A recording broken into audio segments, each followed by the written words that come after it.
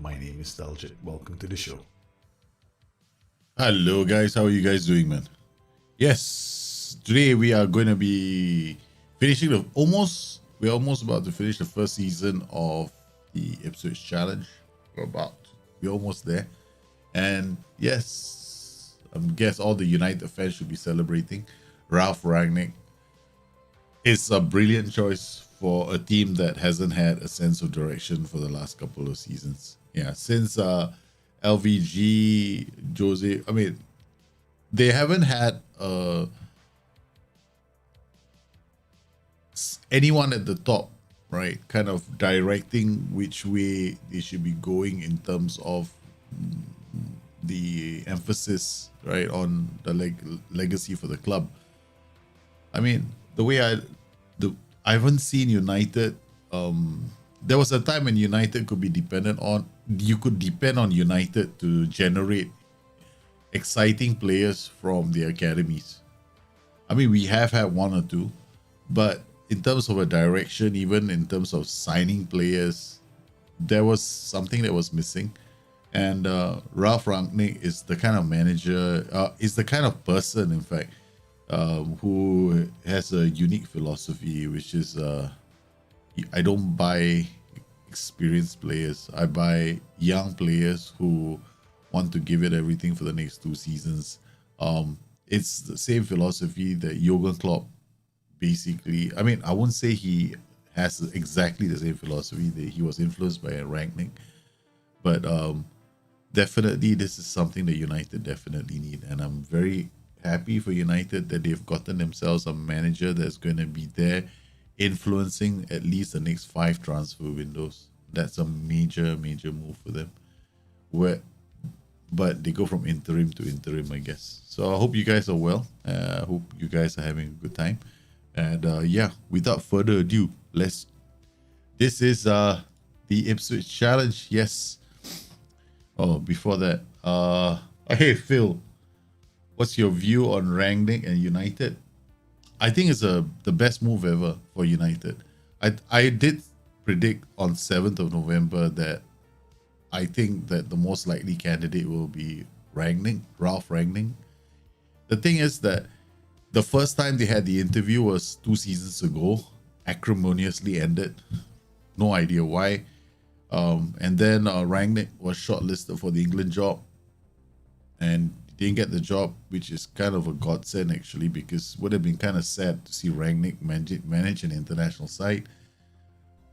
Rangnick is a very good coach. He has Leipzig. He managed to achieve things with clubs like, rapid promotions with clubs, getting them into the Champions League.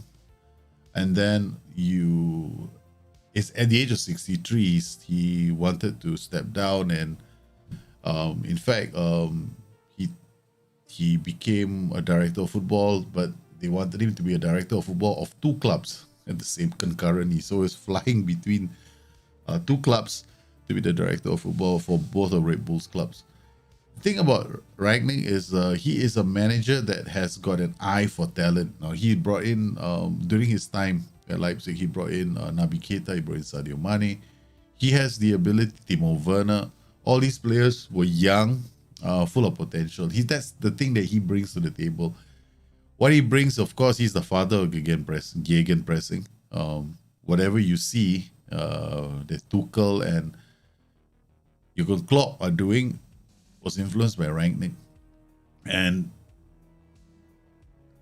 But from what I understand, he is not a long-term coach, right? He's only going to be interim coach because he's going to be, after that he steps down and becomes a consultant for the club for 2 seasons, where he has already admitted he's going to want to play a big part in the the next 5 transfer windows. So when you look at Rangnick the thing is, right, with Ole, you get a manager with no CV. With Rangnick, you get a manager with a different kind of CV. It may not be as glittering as the maybe Ernesto Valverde. I mean, the 3 managers I expected to be shortlisted for United were Rangnick, Valverde, and Rudi Garcia. Right. So these are the 3 managers I expected to see being appointed to the United post. Valverde's the only thing I would say negatively about Valverde was whether or not he's only been at one big club, right? So, and then Rudi Garcia on the other hand, okay, very exciting, progressive coach, definitely a person that they might go to. United needed a manager that is not English. That is a fact, right? They couldn't go back to England for another manager because they needed somebody who was outside of the club's hierarchy, had nothing to do with the United brand, a manager that was willing to come in and say, hey guys, I think you screwed up with your youth policy. We got to do it all over again. And the fact that they have agreed. Now the question is whether Woodward is going to work with Rangnick, or Rangnick right now is going to have a bigger say. Because if Rangnick comes in and Woodward still directs the transfer policies, as in we only want to sign players who have got a lot of commercial revenue, that is going to be a colossal failure, right? So if they give Rangnick free rein, meaning they listen to what he has to say, then it will be a big success, because Rangnick will lay the foundations for United's long-term success, which is something that United desperately need. Since Sir Alex Ferguson's last season, United have not laid the foundations for long-term success. They have not. There is no way they've done it, right? They've been their transfer policy has been abysmal. You don't get all of your transfers right. Never do. You get like 50% of them right, and then that's considered a success. In terms of United, no, I doubt it, man. And I will expect to see that. I won't say it will happen overnight. Like I said, it's going to happen over 5 transfer windows. So the next transfer window is now is interim. He's going to lay the law down. Like, I fully expect Pogba to go. Right. I don't think quite a number of players. You might not recognize the United side in 2 seasons. That's much I can say. In 2 seasons' time, United fans are not going to recognize their team. If and only if Rangnick and Woodward can work together. If Woodward is all about the money, United are toast. United are toast, man. That's exactly the thing, right? I don't know. We don't know whether he's got full control or not. That's the thing. That is the only thing. Because the first time Rangnick had discussions with United, it ended acrimoniously. He didn't get the job. It's not the first time he's been linked to the job at United. He went for the interview 2 seasons ago, and the negotiations broke down, right? So now the question is whether or not, because now he can sit back and go, hey, I told you so, right? What the fuck? You want somebody to save your ass? You agreed to my terms. Maybe that could have been the reason why they agreed to him. But I think that Rangnick was always going to be the best choice for that club, because what the club is lacking is not a manager that can motivate his players, blah, blah, blah. Look, United need a new team. That team that you have on the pitch there is shit. You have not heard of the new United coach? Let me just put it this way. There are 3 great German coaches. He happens to be the greatest. Ralf Rangnick. The reason why he's the greatest, is because he is the coach that Jurgen Klopp and Tuchel learned from. He is their guru. He is their Bustthenet, so to speak. Basically, you may not have heard of Rangnick, but you should read up on him, because he's the guy that managed to get Leipzig promoted. And then on top of that, he was the only manager that season when they got promoted, was the only team that went on. I think they beat Bayern Munich as well in that season. He led the revival of Leipzig, and then he's had some very Hoffenheim as well, managed to get them into the Champions League. So he is good. I mean, if you look at the way he has handled himself in clubs, I'm not suggesting United didn't sign him because they won results on the pitch. Let me just get this clear. He's only interim coach. After that, 6 months later, he's a consultant. They definitely have in mind a bigger role for Rangnick to play, which is help build our club. There's a difference here. Okay, if United fans think that Rangnick's coming in, we'll get a top 4 finish, you got another thing coming. He's not there to make you get a top 4 or a top 3 or a top 2 finish. He's there for you to lay the foundations for the next manager. Whether or not it's him, I doubt it. I don't think Rangnick is going to be a manager of Manchester United or any of these top 4 clubs ever again. He's 63 years old, right? He is like the guy that's gonna be the Don Corleone of the. He's gonna be the boss man. He's gonna be the one that tells Woodward, "Hey, what's the point of signing Paul Pogba when we got Milinkovic, Savic to sign?" You see, this is the mistakes that United have been making in the last couple of seasons when it comes to the transfer strategy. It's something they want to address. Yeah. So that's what I think. Yeah, I couldn't help myself. Just wanted to make it sound stupid, right? All right, guys. Welcome to the show. Today is the Ipswich rival project, man. He was Red Bull's overseer for most of the RB teams. Yep, correct. Yeah, he is. This guy is all the RB teams in Europe, right? He is the man, no, that he decides. He goes in and says we should be signing this player, should be signing this player. He has this philosophy, right? Experience is overrated. He actually said those words. Experience is overrated. Who gives a shit about experience when you want to get a young player who's talented, who wants to fight, who needs to prove himself in the next 2 seasons? That's why, you see, the players he signed, there are 2 things going to happen to United. Either they become one of those great clubs that bring in lots of players and start hoarding them, which is very likely to happen with Rangnick. With Rangnick, you can expect this though. They'll go out there, they'll find 121-year-old player, pay about 20 million for him, bring him in. He'll be on the bench, he'll be rotated, he might be on loan. They'll look at him, they give him a chance to play on the pitch. All right, they develop.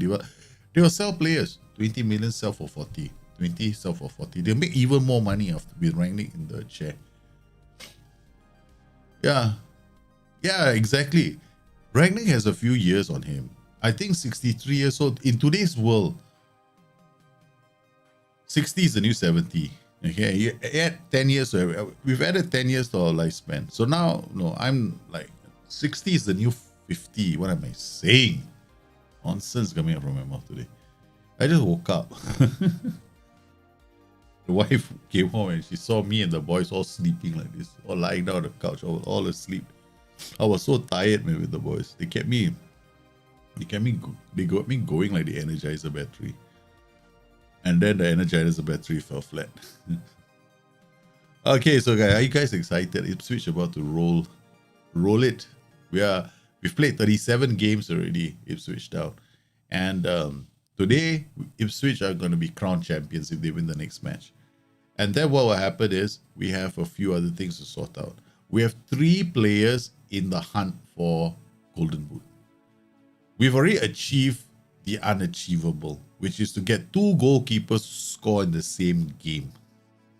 So we don't need to set our keeper up anymore. Although I might still do that because I have a philosophy in life. When it comes to Football Manager, this is the point of the game where I hate to say this because there are a lot of developers who are my friends.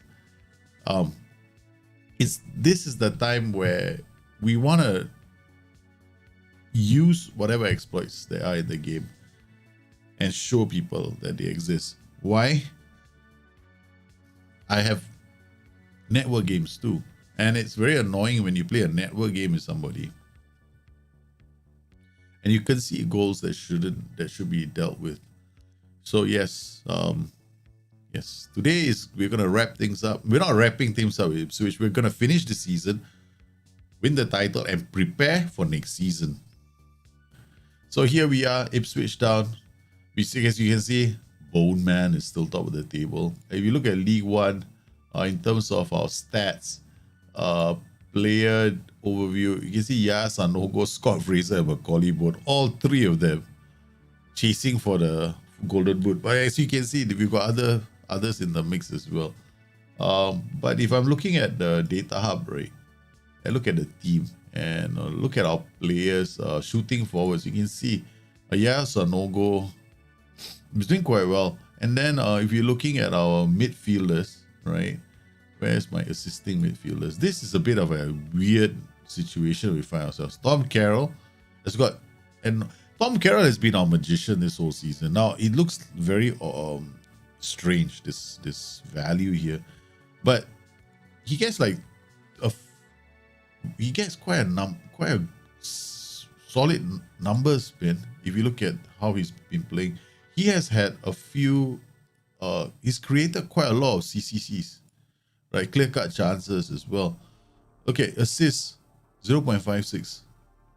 That's crazy. That's like an assist a game. Oh man, I won't say assist every other game. A key pass 6.92. Of course, he does corners and free kicks as well. So this gets inflated. How do I look at key passes in this game? Key passes is a very simple way of looking at it. Now, whenever you make any kind of a tactic, right? I'm going to do this. I'm going to do a video very soon on this, right? So I'm going to explain to you all, when you make any tactic, what do you look for to say that your tactic is successful? You have to have a metric. If you don't have a metric, you're screwed, okay? Essentially, when you do any kind of tactic, you want to be looking at the total number of goals your team has scored. Okay, so very simple metrics. Let's start with the simple ones, right? Okay. So you want to look at all the goals you've scored over the matches. You want to do a simple division over them, right? So you want to divide them. So we got about 3 goals a game, right? So, okay, 3 goals a game. How many goals have you conceded? Then you divide that again. You don't want to see anything. You don't want to see 1. Okay, you want to see like maybe 0.5, 0.2, something like that. Okay. Now, that is the first main metric you want to get. The second main metric you want to get is, of course, things like, when you go to attacking, expected goals. Right. Okay. Expected goals for this is a very good number because this tells you the number of chance. Basically, how many good chances do you create? So, how many goals should you have scored? If your expected goals is relatively high like that, then you can add. Then you add 30%. Okay. This is how you do it, right? 82 multiplied by 130%. So you get a value that should be the number you get for your total goals scored. Right. Now, there's a bit of math here because what I normally do with my tactics is, okay, what does expected goals mean? Expected goals literally means this, right?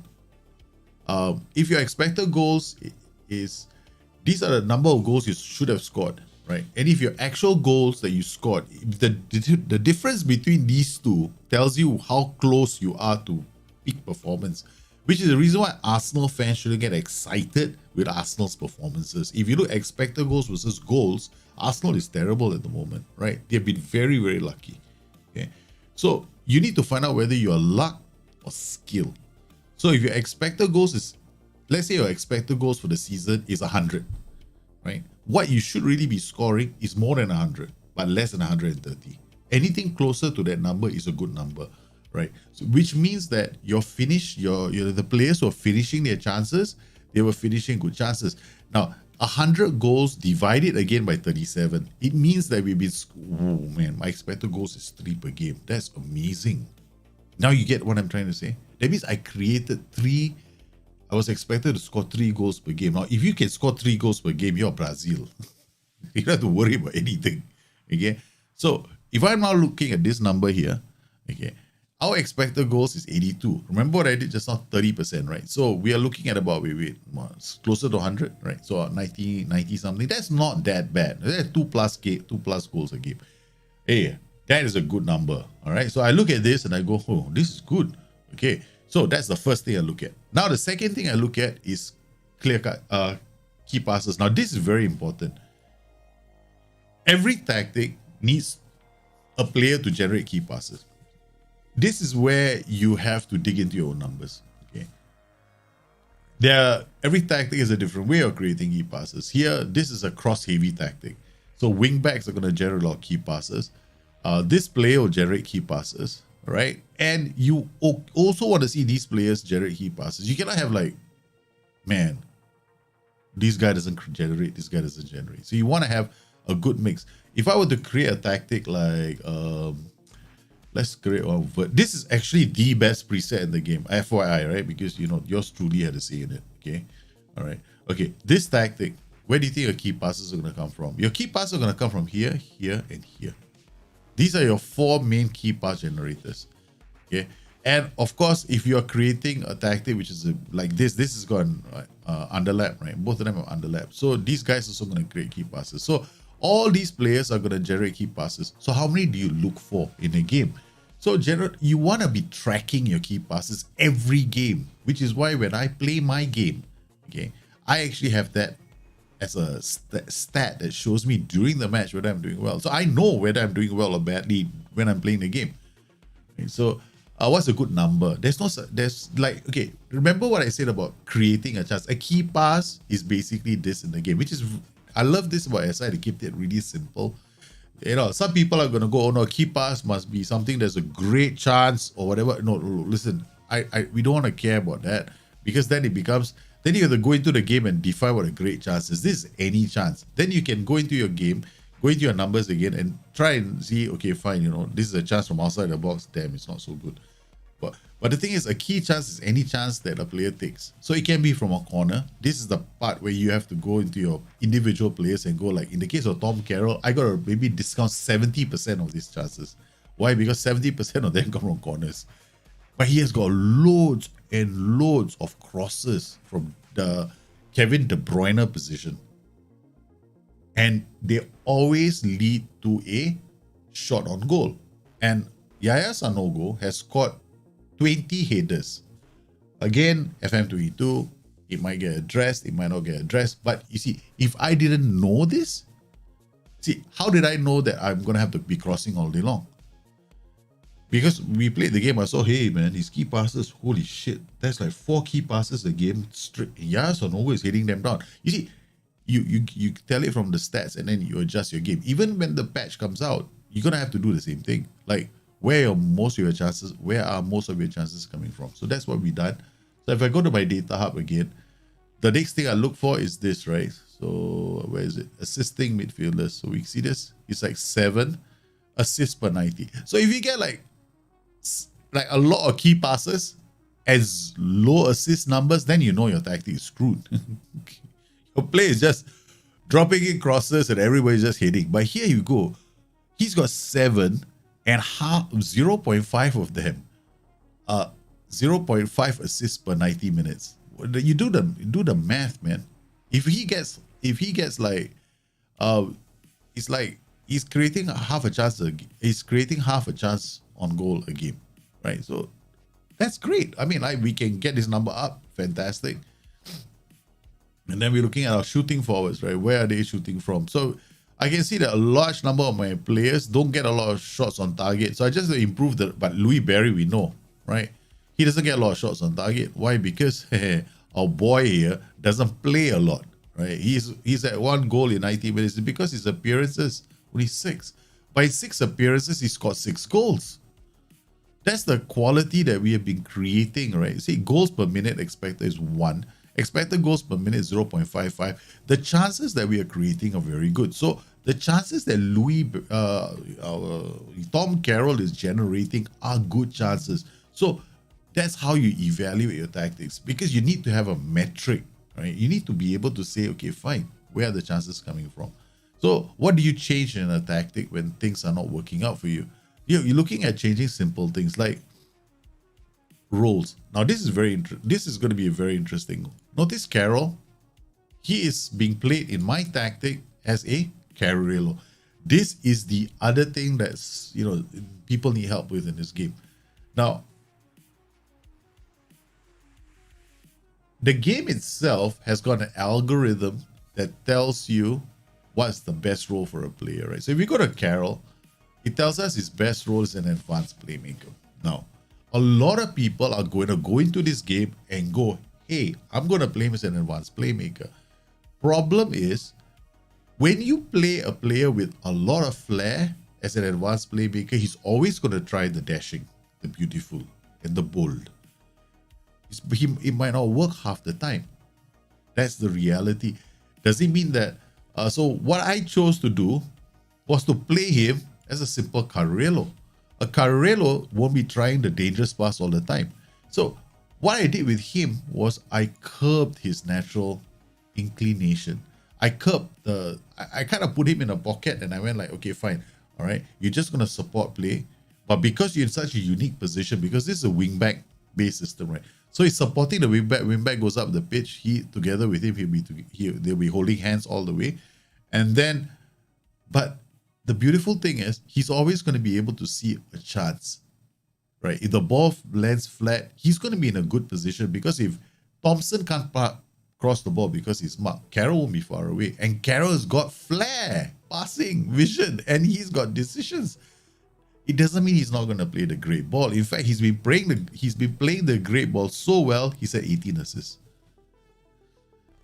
So we look at his assists per 90, 0.56. His pass completion is relatively high. He's 6 key. I mean, yeah, he's got a lot of this, right? Because he's got like corners and stuff. But you have to start paying attention to him during a game. So when you make a tactic, don't always fall under the expectation that you have to play everybody in their best roles. Because this, you know how this works?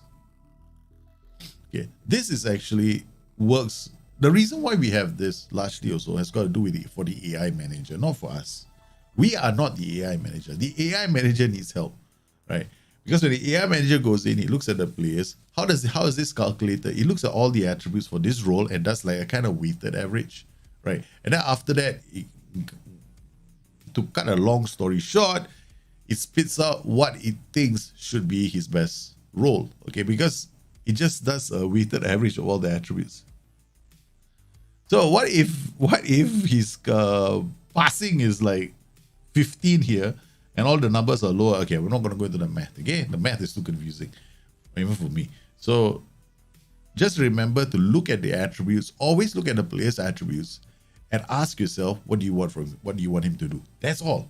That's the simple thing. So all I wanted him to do was get up the pitch and cross the ball. That's it. 30 for acceleration, 12 for crossing. Good enough. Okay, he's off the ball. He's shit. He's 9. He's terrible. Okay, so I knew that he's gonna have problems half the time, because when he gets up the pitch, right, other players may not be able to find him because he might be marked by somebody, right? So but as long as he gets the ball, he can cross the ball. That's all we did. So what I did with this player was I stuck him with Carroll. So I created a combination on the left flank. That's something that you guys over time, right? You get there. It takes. I'm gonna do one video very soon, on what is it I want to do? I want to do one video very, very soon. I'm gonna create a tactic for you guys, right? But I'm gonna create what is called a patch-proof tactic. That means when I make this tactic, it'll be patch-proofed. Right, so I'm gonna remove things like this tactic is actually patch proof. Yep. What I call a patch proof tactic is when the patch comes out, it's still playable. Okay. The other thing you guys also might want to remember is in a lot of these tactics, right? We gotta look at we gotta be very careful about things like I'm becoming very anti individual mentality. Okay, it's not really working. There we go. I'm becoming very anti this. Okay, because there is more to this game than I I actually have stopped paying attention to all these individual mentalities. Yeah. It's been different. People might think that it's a mistake, but it's not. If you look, right, I'm going through each one of these players. You notice all the mentalities. Yeah. I think that you guys should only pay attention to the role, right? And the duty. That's it. That's it. Within the team mentality. Don't bother about individual mentalities at all. Because it's too confusing for people. Too confusing. It's going to be too confusing for everyone.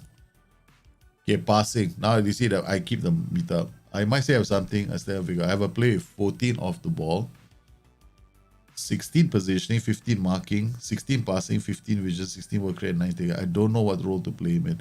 No, Dreamer, what you do is you look at your tag. Oh, we got him going up for penalties now. What's wrong with me? Hey, our keeper is scoring goals. Okay, so what? Look, okay, let's look at the player first, right? You know he can't tackle. He's 9 for tackling, right? So what do you want to play him as? When you create a tactic, create what? Penalty. We got penalties on either side of the pitch, man. So we create a tactic. Create a tactic you enjoy first. That's what you should do, Dreamer.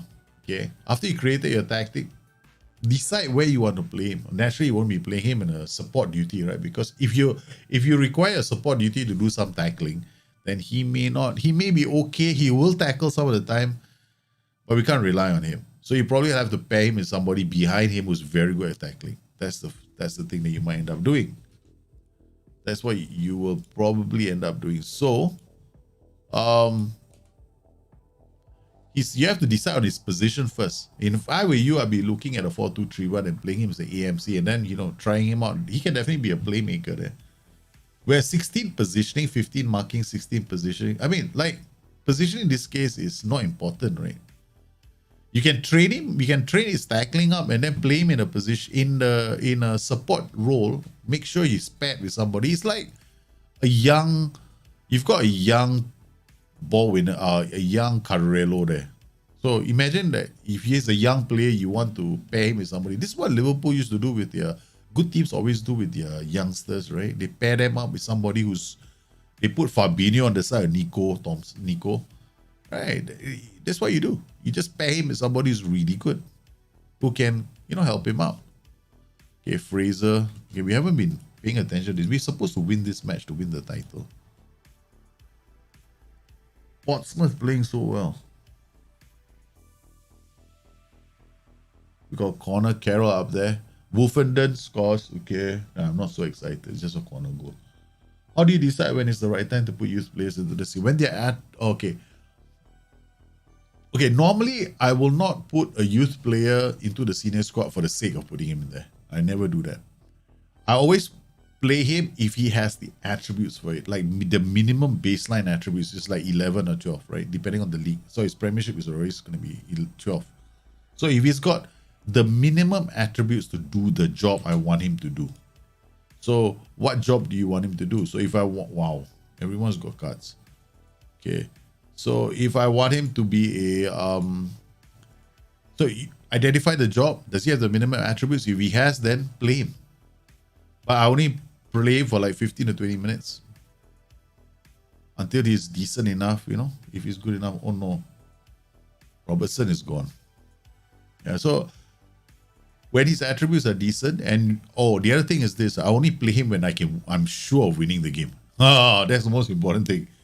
Because in this game of Football Manager, if you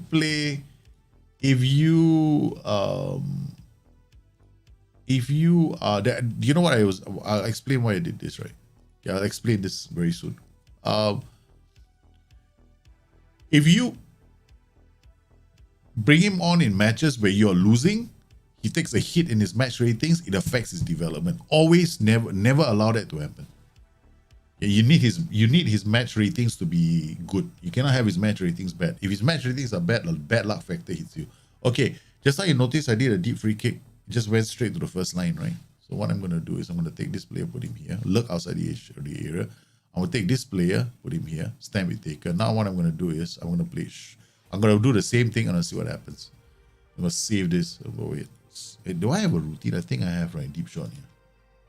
Okay, this deep shot. Okay, so striker, put here. Striker, put here.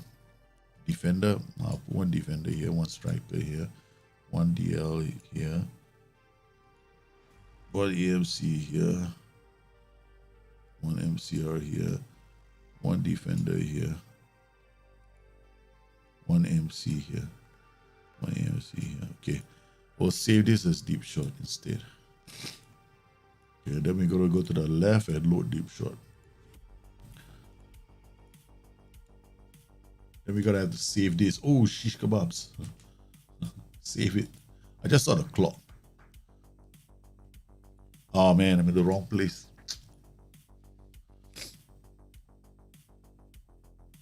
When I use workboy into box, yeah, I might. If I've got better, if I'm not losing the ball, I will definitely use it.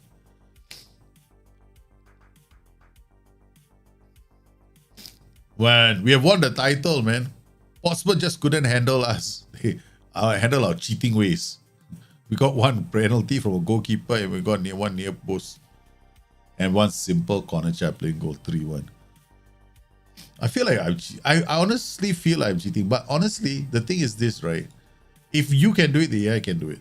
So it feels really cheap if the AI scores a goal against you at the near post. It can happen. It doesn't mean that the AI doesn't do it, right? You're up. Hey, we got an achievement. Got promoted. Hey guys, we've been promoted, man. What's the initial budget? Initial wage budget of 12.4 million, transfer budget of 210k. 210k, guys. Look at our finances before. Oh my god. Damn it. I had all the money in the world. Shit, I played the game before adjusting my budget.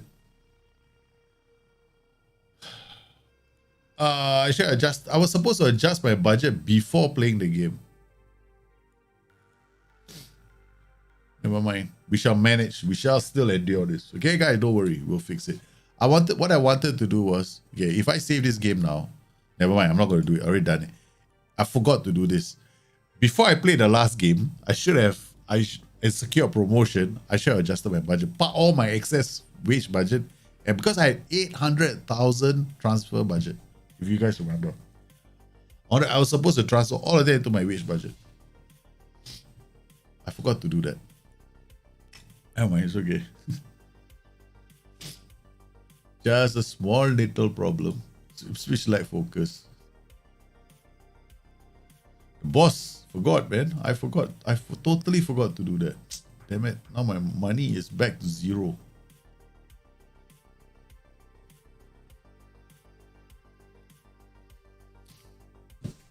I'm so bloody annoyed. I mean, I have a buffer here, which is 3 million, right? So if I look at what I'm currently paying my players, what was it? 8 million. So I assume I'm paying them 9 million or whatever. So I got like 2.3 million. So just keep this here. Yeah. We'll have money next season, don't worry.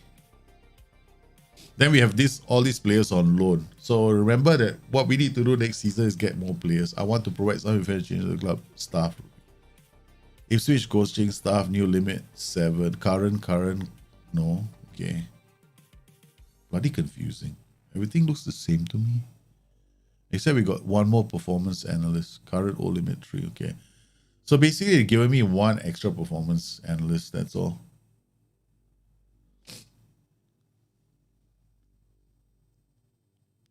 It's the Brazilian Serie A playing at Santos. I have great players to see 70, 80, 90. I don't know if it's good to keep them in the sub. You don't, no. You can't keep them at under 20s to develop them better. You have to promote them. Once they are 20, okay, once a player is 18 years old, he needs first team football to improve. He will still improve if he's in the youth team, but not as fast as he would in the senior team. Oh man, Aidin Yusof, it's been something that's been a football manager since the days of championship manager. Essentially, if you set a goalkeeper up for a corner, he gets a good match rating, right? After that, you just have fun with your keeper. Yeah. So now we have our goal scoring keepers. I mean, it's fun. I like doing this. It's fun. I know some people are just look, it's a game. Okay, I'm gonna play the game. All right, I'm not here to pretend that this is world football. This is a bloody game. You want world football, you go watch a real football game. Okay, that's my philosophy. This is a tew game.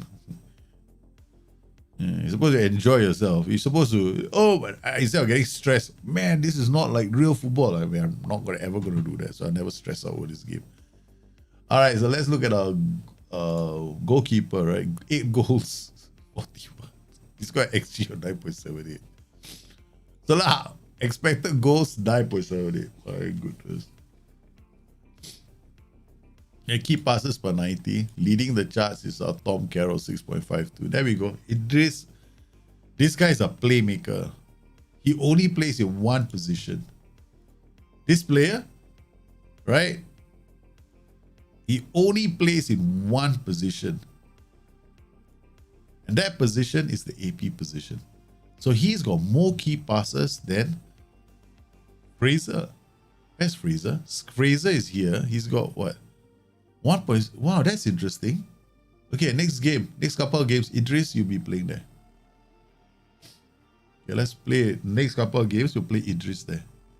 Rakim is back. We'll play Rakim here. We'll play Idris here. We'll play Goyano. Thank you for all the fish, Goyano. Then we gotta play Macaulay Bone. Wow, Macaulay Bone's so angry. He's supposed to be the superstar. Never use. 3-way fight. We have to see who's gonna be the. Oh shit. We're supposed to see who's gonna win the golden boot, right? So Scott Fraser is supposed to play because it's a 3-way tie for our players. Right, so there we go. Goals. Yaya, Scott, and Macaulay Bone. No. We have to play the 3 of them. Sorry, Idris, you cannot play. You're out of this team. We're going for a 3-way fight to see who's gonna win the title. Who's gonna win golden boot.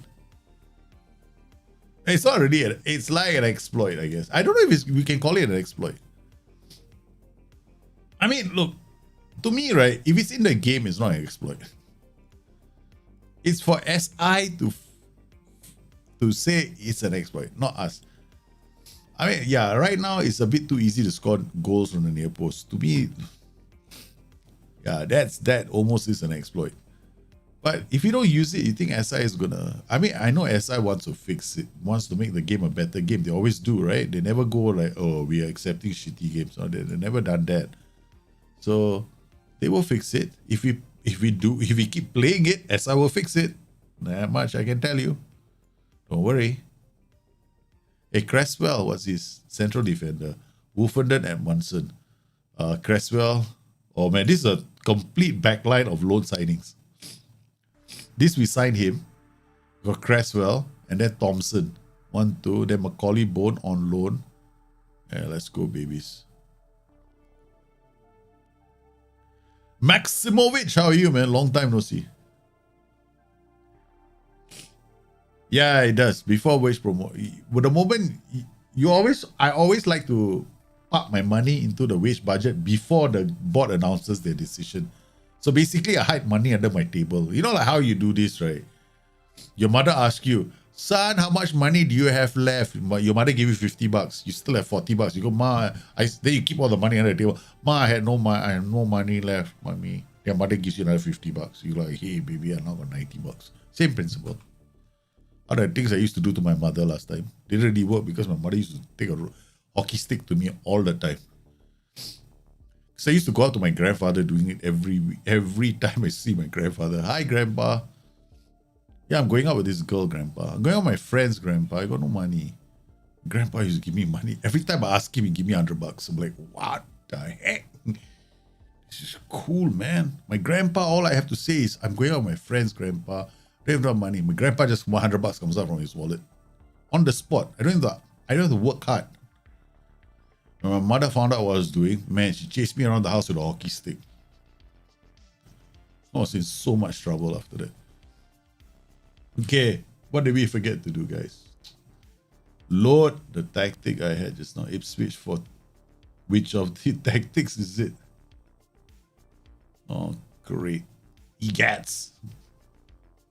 All right, you got two. One is got I and one you bloody idiot. We'll load this one. See whether this has got. Yep, this has got it. Set piece.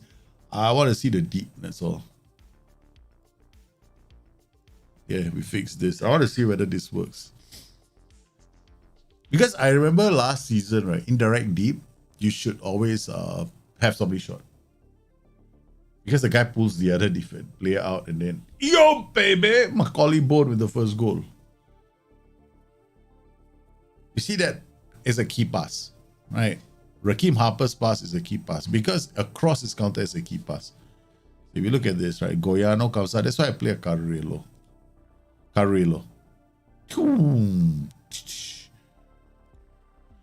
The most important thing in football, in fact, this is real, even real football, it applies. Coaches like Klopp, Tuchel, Guardiola, they will always try and have their players controlling the channels, the half spaces. Because that's where their best chances come from. So just now we have one player running that channel and then receiving the pass. Oh, Holland scores the equalizer. You bloody useless players.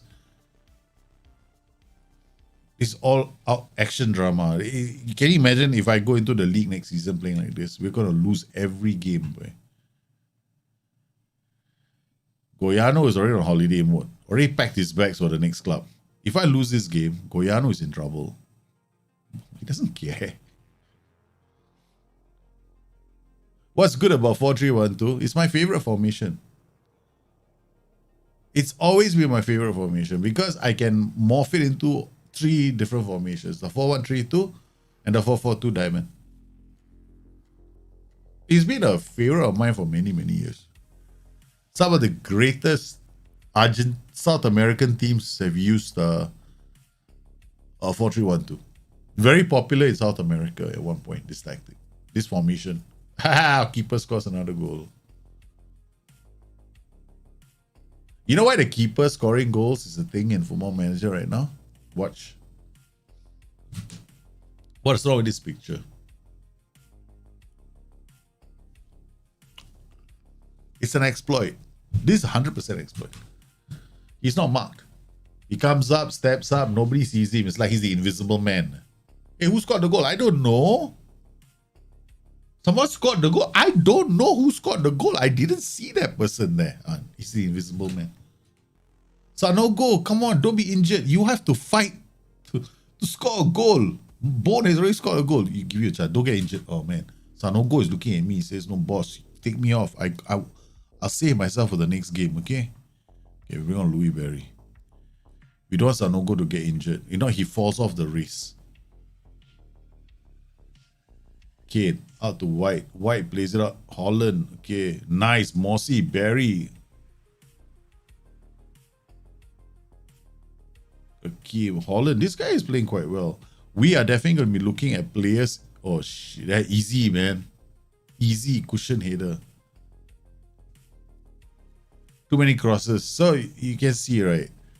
The people complain there's too many crosses in the game. But then, again, if you're not defending very well, what to do? Such is life. Even the AI guy, this guy not defending. Fell asleep at the wheel. That's just him falling asleep, not paying attention. 4 attributes. Dominic Thompson fell asleep. And there we go, ladies and gentlemen. Ipswich Town are the new champions. All we needed was a draw. Our players are already enjoying themselves.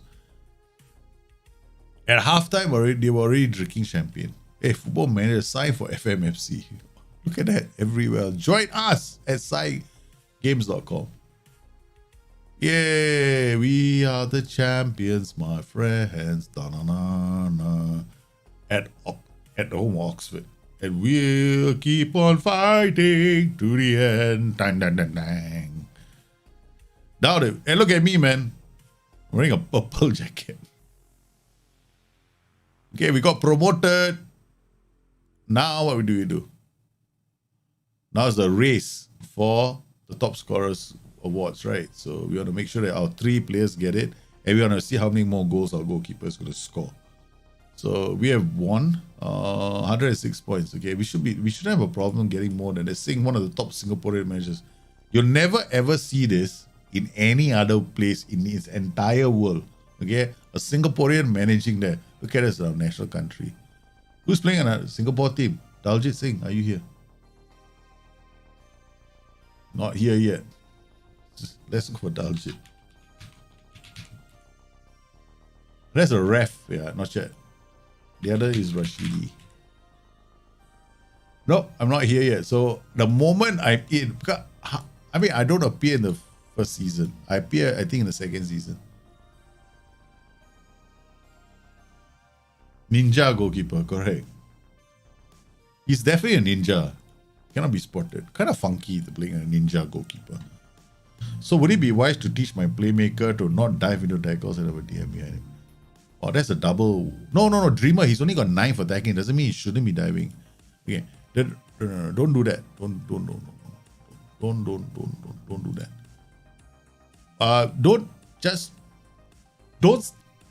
Don't train a player trait for no reason. All right. I mean, you're training him so that he doesn't tackle, which is not wrong. But then you turn him into a person that's always gonna tackle standing on his feet. He's got 9. Don't worry about it. Like, get him to improve his tackling. Ask him to improve his technique. Right? So focus on things like technique, whatever. Not to you, to him. To him. I'm declining his. I do not talk to players. In fact, the more players want to leave the club, the better. Next season, we're signing a new 11. So I would say have a DM behind him would be good. Or beside him, maybe playing as a ball-winning midfielder, also not too bad. But you can have a DM behind him, put a wing back who's got very good attention. Okay, let's assume right now, right? This player has, okay, honestly, I wouldn't play anybody here who's got low tackling. This tactic, for example, is a bad tactic to use if one of these players can't tackle. This tactic, on the other hand, you can afford to, right? Because you see this? Nobody on the flanks, right? So these guys do all the work.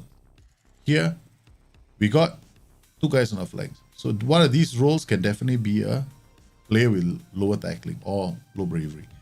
So in that case, this player becomes the hardcore tackler or this person.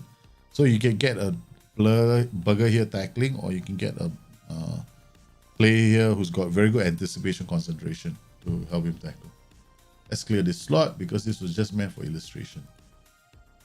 Okay. All right.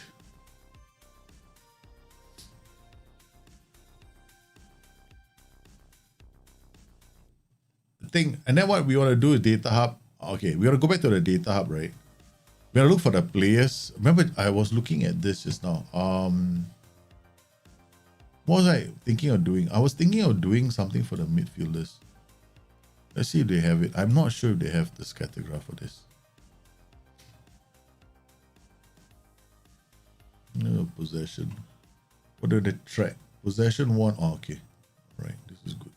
Okay. I want the possession 1 only. All right, so possession midfielders, I'm looking for possession 1 metric, right? So the ones who win the most.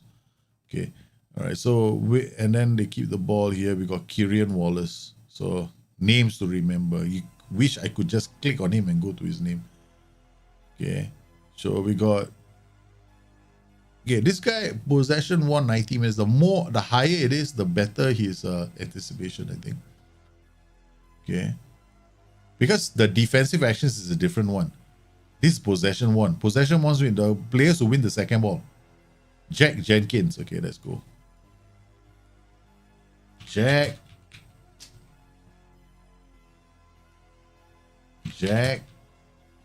What the heck is going on?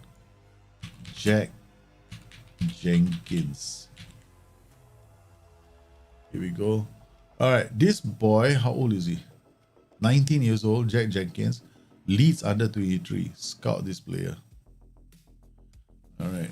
And we're going to scout him because he is contracted to Leeds. We might even be able to get him on a loan signing next year. So now is the perfect time for us to go into the data hub and prepare our targets for next season. So these players either come on, because next season again, I'm loaning players. I'm not buying them. I'm loaning them because next season will be the championship, right? So I'm going to loan players from the premiership. So nobody is buying. You buy, kind of being quite stupid if you want to go out there and sign players right now. Won't make any sense because we want to get rapid promotions, right? The goal here is rapid promotions, not, the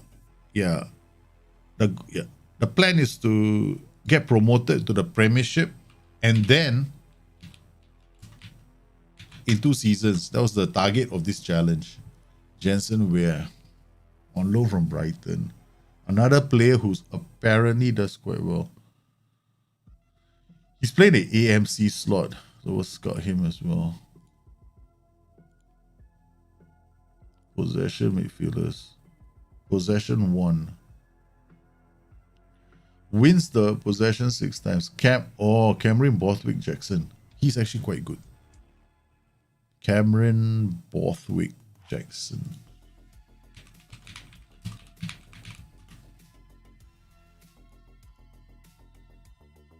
"25 years old, scout the player." All right.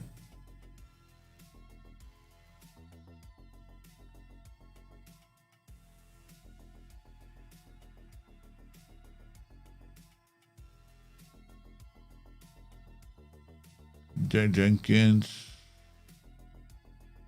Dennis and Adeniran. How do you spell Dennis? Dennis with 2 N's.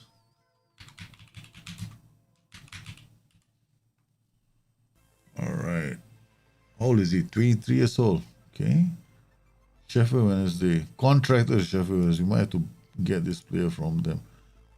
The entire midfield has to change, and then we got to look at defenders as well. So who was very good? These are our defenders. Can you see this? We got Alan Chapchat, Alan Chapchat,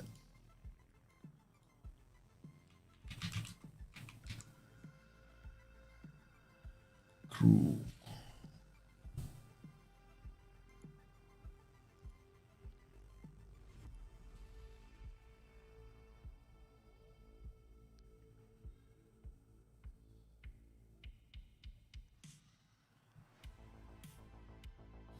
Daniel CSOKA.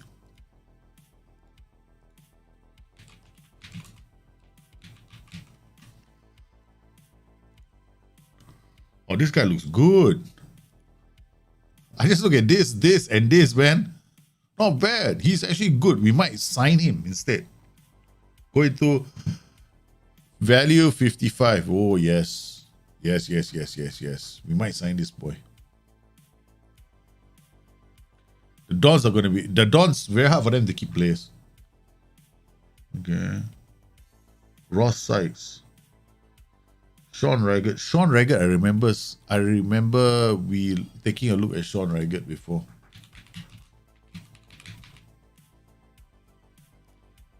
All right, so another one, but he's a bit on the slow side, 28 years old now. We're on loan signings, right? Paul Kalambai.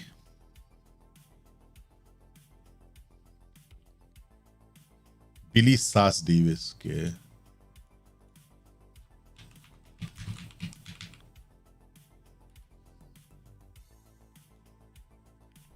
"22 years old, 14, okay. Composure. All these numbers don't look very good. 11, 11, 12, 6, 9.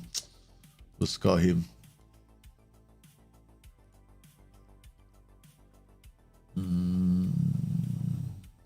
The Dan Mengi.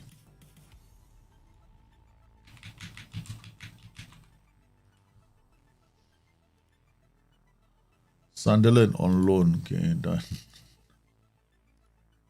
Finding our loan players very fast, guys.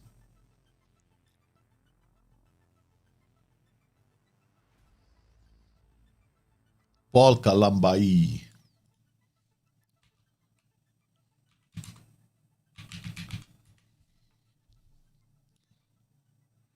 "22 scout.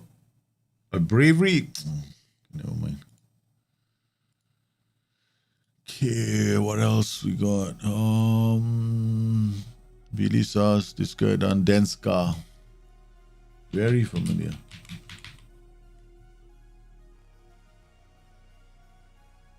Too slow, too old.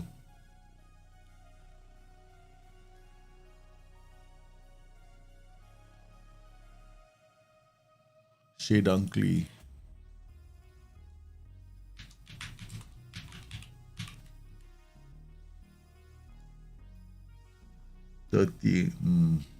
Wow. No. Not good enough.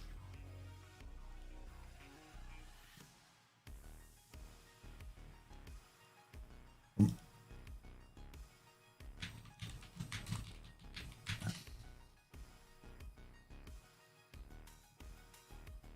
25 years old defender. Contracted to Oxford. Too expensive. For this player is not waste. I mean, he wins headers, but that's about it. Zach Jules.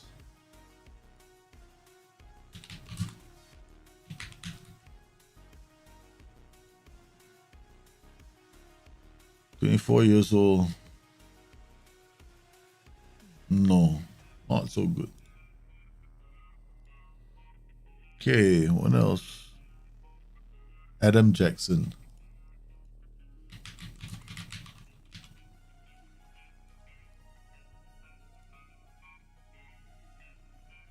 Defender. Nope. Too old. Is it? Maybe it's the guy. Definitely not him. They've appeared already. All right. Okay, defending midfielders. We want blocks or clearances. I want clearances. Loads of clearances. Okay, Tom Naylor, Paul Digby. Okay. Why am I clearances? Because clearances are headers. Headers means the fella read the play and went to do the header. Okay, so 27, not interested. Where is it again? Defending, was it here? Yeah, okay. Paul Digby, Tom Naylor, Connor Shaw. I know these players. I don't assign them. George Thomason. Yeah, all right. Let's go for a higher number of blocks.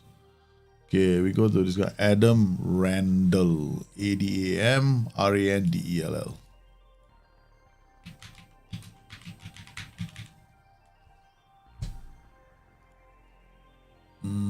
Too slow. So something like this. I mean, there's another way of doing it, but we can't extract it anymore. Yeah. You really dislike that players complain about contract, I just ignore them, man. It was not the end of the world. I mean, I don't understand why people, there are quite a number of people who get upset with this. I noticed even on the forums. They go like, oh, my players are always, why they're not happy with the contract? Just ignore them, man. Like, I don't even talk. Have you noticed I don't talk to my players? It's not the end of the world. Hey, yeah, not the end of the world. Unless they're really, really important, right? Like, they are so important for you. The players are critical to your system. Then maybe, but even then I don't look at that. I'm not bothered by that. Frequently wins ball, reliable in position. Jensen Weir, Jack Jenkins, Cameron Borthwick, Dennis Ederem, Jordan Houghton. Okay.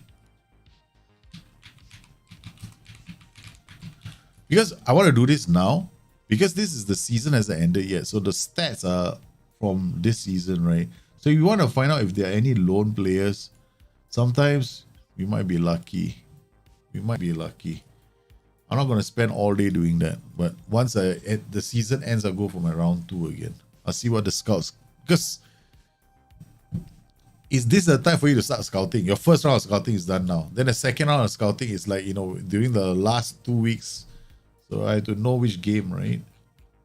So we got to do the last round of scouting. Rotherham. So 15th of April, I got to scout again. Green said, now it's personality. Spirited, no thank you. It's so easy to say it's your staff. You just said a personality. I don't even care about their attributes. Like, oh, personality. Simple. You want them to influence the new gens coming out. What's this Ipswich or saying Cambridge? LS have completed their report on Cambridge. They're supposed to be playing them. Last match passes. They got nothing. They're playing a 4-4-2. Okay.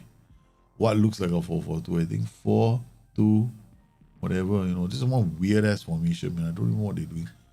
It looks like a 4. Then got one DM here. What the heck is this formation? Like one winger doesn't want to run up. One central midfielder also doesn't run up. We got one guy running all the way up and then giving the ball back. As in, trying to score goals is not the ambition in life. There we go. 4-4-1-1. No wonder.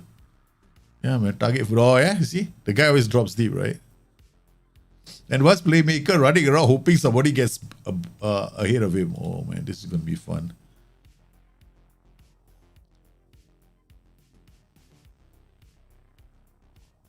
Which one is best for quick forwards? Whip crosses or low crosses? Mixed. Mixed, not whip. Whip is if the... No. Just play mix. Yeah. The reason is low crosses for cutbacks. Doesn't help quick cross. Doesn't help quick strikers. So you always want mixed. Whip crosses is only for systems that are using underlaps. Yeah. So if you're using an underlap system, then whip crosses is fine. But if you're not using underlaps, don't bother. Yeah. So it becomes mixed. Okay. Okay. I'm gonna sign all these guys. We're that fast. Okay, sign. I like this right now. Elite talents. So this is excellent, man. Okay. Now, I just offer contract. Have faith in our staff, right? Give the boys a chance to develop. Right? We don't have to talk to them. We don't have to look at attributes. Enjoy, lah. Your manager, your staff come. You have to have some faith in them, right? Okay. We just do that. Have some faith. If these players turn out to be complete duds, we fire our staff. Don't blame the kids. The kids want to play. They came all the way here, right? They joined our academy. Congratulations. Don't worry. We're not fired. We'll fire the staff. Question regarding possession tactics. Would everyone need off the ball? Also, what is the average for what? Cream average for... You want to win the Champions League, you need nothing. You want to win the Champions League, you need 15 attributes. For your important, the key attributes for the roles that you're using, right? That's what you need. Does everybody know? Of course, not everybody needs off the ball. Your defenders don't need off the ball, right? It's the players like your front, more important players is the ones who are supporting the attack or involved in attack. Those players need off the ball, right? Those are the ones you want to focus on. I don't understand why people seem to think fullbacks need a lot off the ball. Not necessary for fullbacks to have a lot off the ball, but off the ball helps when you want to find the fullback in an attacking system. But not like you need 15 for off the ball. You need like 11 or 12. It's not like you need 15 for everything. So it's very important to look at the formation and the tactic they're using. Like in this tactic, these are the ones I'm most worried about. 1, 2, 3, 4. These 4 roles are very important to me. This role will change. Like, it could be, now I play DLF as support, right? So I'm not really playing a target man anymore. Here, AP, passing vision, decisions, fly off the ball. Here is off the ball and positioning, off the ball and positioning. These are the most important ones. And tackling, of course. I need them to be able to tackle. Cambridge United next. Okay, there we go. Now we can see whether we can do round 2 of the scouting. Will be useful signing for the future. Let me see. 10 to 14, I will fully scout this player and add him to the shortlist because the range is so nice here. Physicals, and then we got 14, 16, 14s, 14s, 14s. A lot of 14s and 30s, right? So we fully scout him. Okay, next player, okay, look at 16, 15s, 15s, 14s. This is nice. 14, 13, 15, 15. Okay, his consideration 7 to 11. Decision making 7 to 11. He's going to be a midfielder. Maybe he's a Carrello. Right. Okay, add it to the shortlist. Fully scout him as well. Because we wanna look at some of these players for loan signings later, right? So I'm gonna remember that. Cameron Borthwick, 100%, is an old favorite of mine. But whether he still has everything, yeah, it doesn't look like he has the numbers. We just Yeah, tackles one ratio a bit lower than average, and then pass completion. Okay. Adenarian. What's this? Adenarian. Okay. Dennis Adenarian. Okay, so Dennis again playing in midfield. Composure 9 to 12. Concentration 6 to 9. 10 to 12. This is a borderline. This is very borderline. But enough for us to do well in the Champions League. In the Championship. We see we got Rakim, Harper, Mossy, and Carroll, right? So these are the three that we currently have for this guy. Chat. What is he like defending? Pass completion, not that fantastic. A bit over. Tackles. Tackle 1. Headers 1. Clearances. Leading the league. Blocks 90 minutes. 10 for tackling. 13 composure 5 to 9.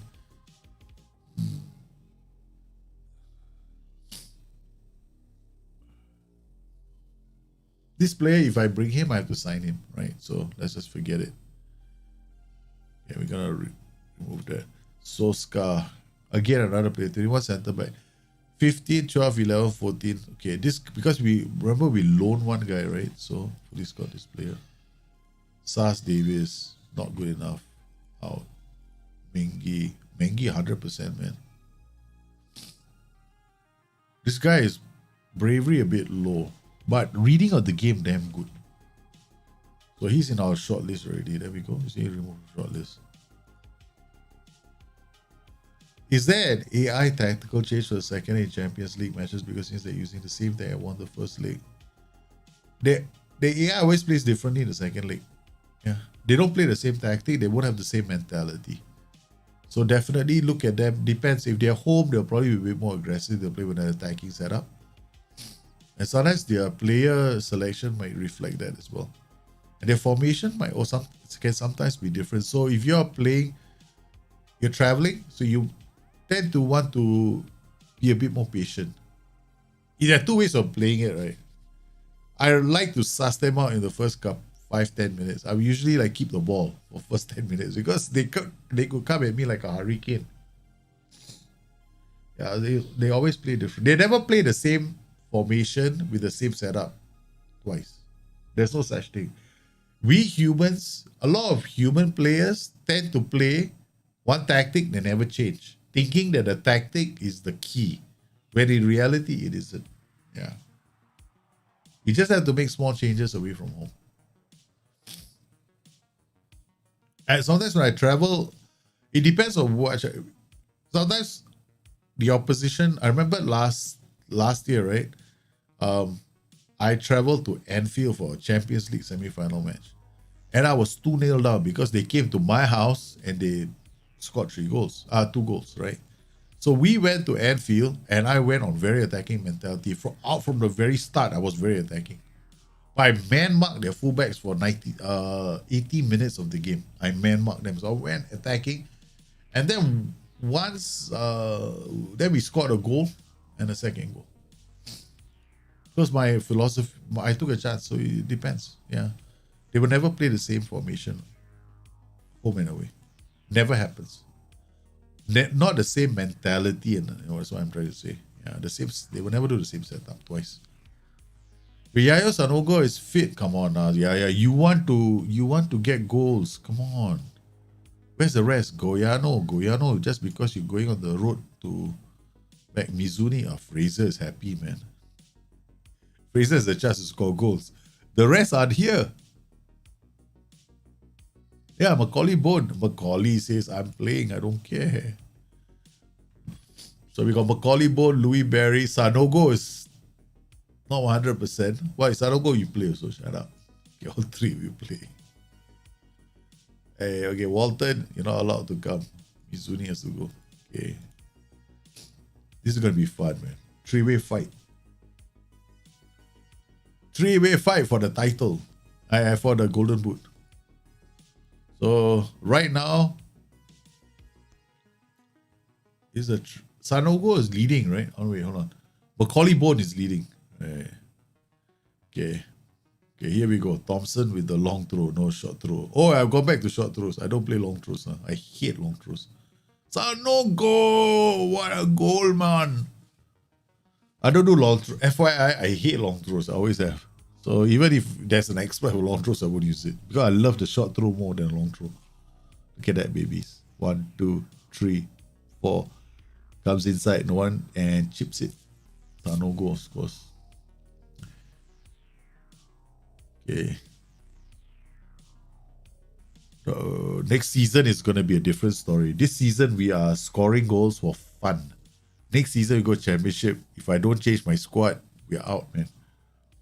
Hat league. Ooh, close. Carroll. Okay, there we go. Carroll again, corner. What more? Yeah, I say straight to the keeper who's unmarked. Tracy. Oh, this is going to be a goal. This is going to be a goal. Yep. Why? Yeah, they missed it. Come on, let's go. Shot to Wolfenden. Hey, what the heck happened there, man? It's like pause for a cause. Bone is in. Bone want to add to his tally of goals. Okay, all right.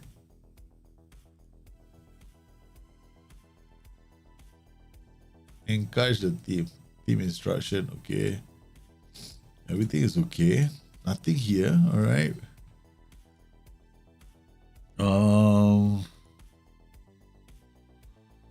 What do we need to do? The mentality is fine, right? I'm not going to change the mentality. Team mentality is fine. We have added work ball into box, that's all. No, we have added focus to middle. Again, ooh, defending is excellent. We tried to round the keeper twice, right? Carroll with the corner. And another header from Cresswell.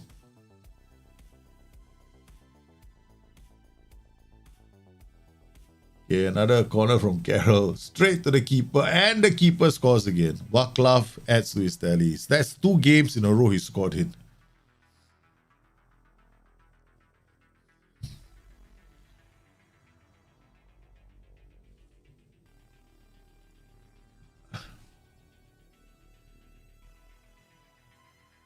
I think if we had started the season with Vaclav as a goal scorer, going up for all corners, we could have had 20 goals or 30 goals from our goalkeeper. We started midway through. Okay, that's it. Halfway through. Yeah.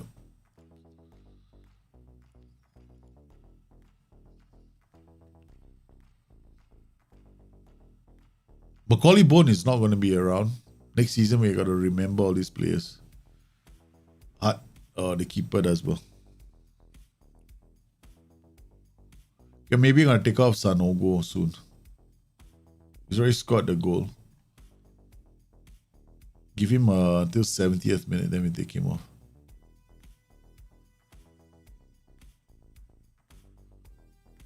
Bone. Finds Cresswell, out to Thompson, back to Cresswell. Wolfenden brings the ball forward. Simple pass to Goiano. Evans, what a ball from Evans. Wow, all these Kevin De Bruyne passes that I love to see.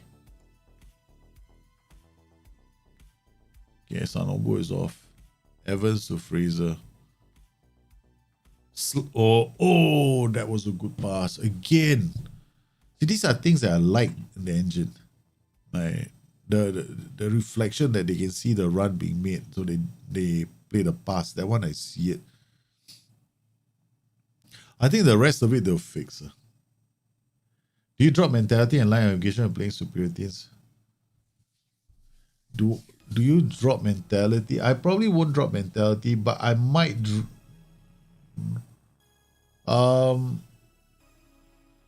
Superior teams, I might slow down I might reduce passing length. I can't remember which tactic there is, but I probably play shorter passing, right? Just to keep the players closer together so that we can pass the ball, make sure that we keep the ball.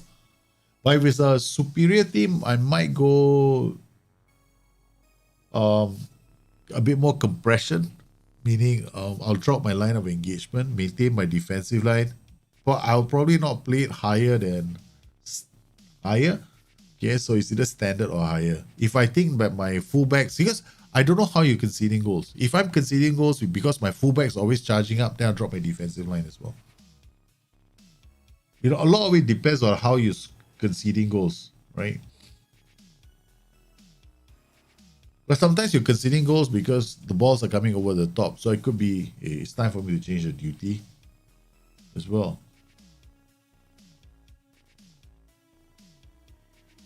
Like right now, it's easy because we're actually kind of stronger than everybody else. If I play next season, will be more interesting because half the league is going to be stronger than us. Thompson goes wide. Check. Oh, nice cross. Ah, it's a penalty. Oh no, this is bad news for Fraser and Sanogo. I know the keeper has got up again. The keeper is adding to his goal scoring tally, man. And he adds another one. That's 2 goals today. A brace for the keeper.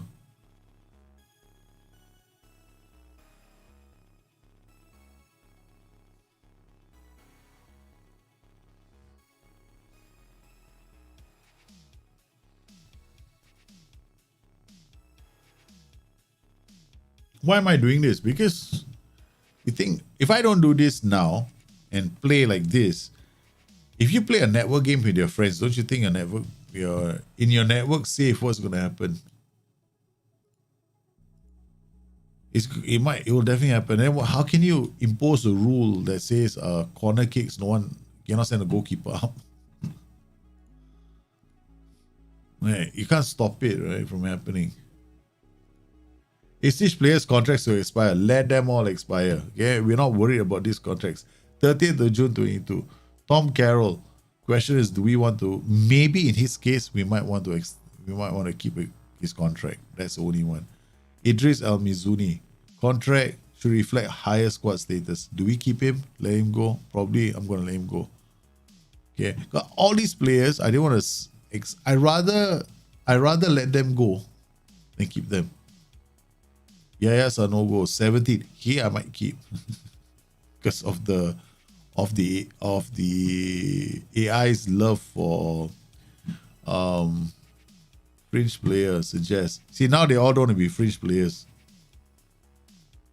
They don't want to be fringe players at all. So we're not going to offer them contracts. They have to be fringe players. Otherwise, they get senior contracts, which is worse. Hey, hold on. Here we can.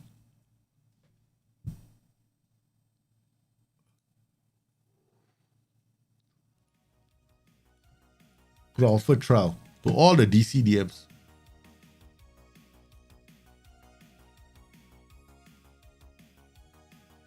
Bugger that. We give them all trials. Oh the hell. Why not, right? Well, I'm gonna pick and choose each player, forget it.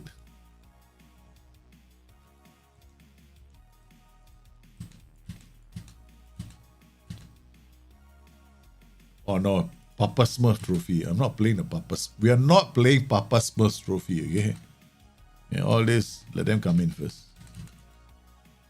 Yeah, squad, all the trialies are they here now?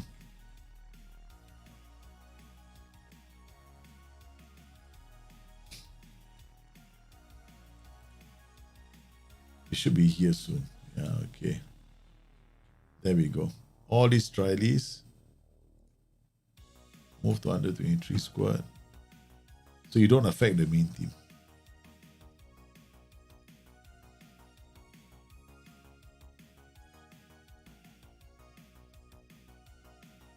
Done. All gone. Yeah, you're not supposed to retain the knowledge, right? I don't think they screwed it up. They made it intentional probably. Because sometimes the coaches leave. I don't understand the logic, but I mean it's a game. I'll just say accept. I mean, this is what SI want to do. It's their game.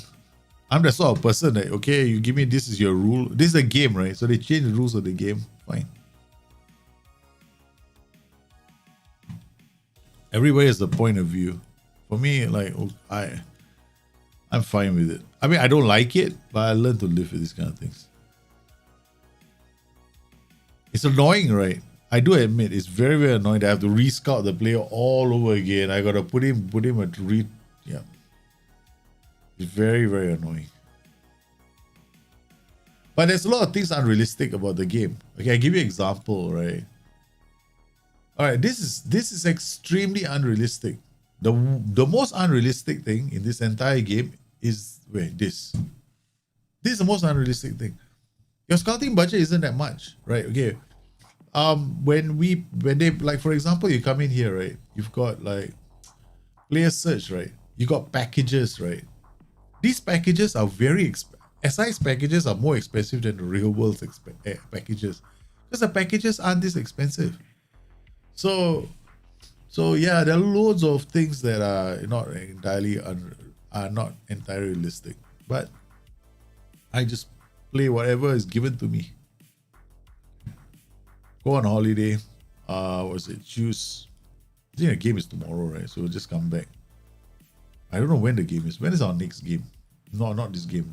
Oi, Papa John's Trophy final. We're not going. We let our boys play, okay? All right? We're not getting involved in the Papa John Trophy. We're going on holiday. The assistant manager gets his first trophy. Let him do his trophy lift. If he wins, he gets a trophy lift. I'm not involved. You keep crossing goals by crosses or over the top balls. Yeah, that can happen. So, yeah, you have to outscore the AI, or you've got to... You keep conceding goals by crosses. Are you tracking those players and making it harder for them to cross the ball? That's the other thing. All right. I'm going to concede lots of goals from crosses next season. I just have to either play this system or play a slightly different system next season. I'm not even sure whether we're going to continue with the 4-3-1-2. Depends on the players that I find next season. If we find really good players, then yeah. Okay, did we win the Papa Smurf Trophy?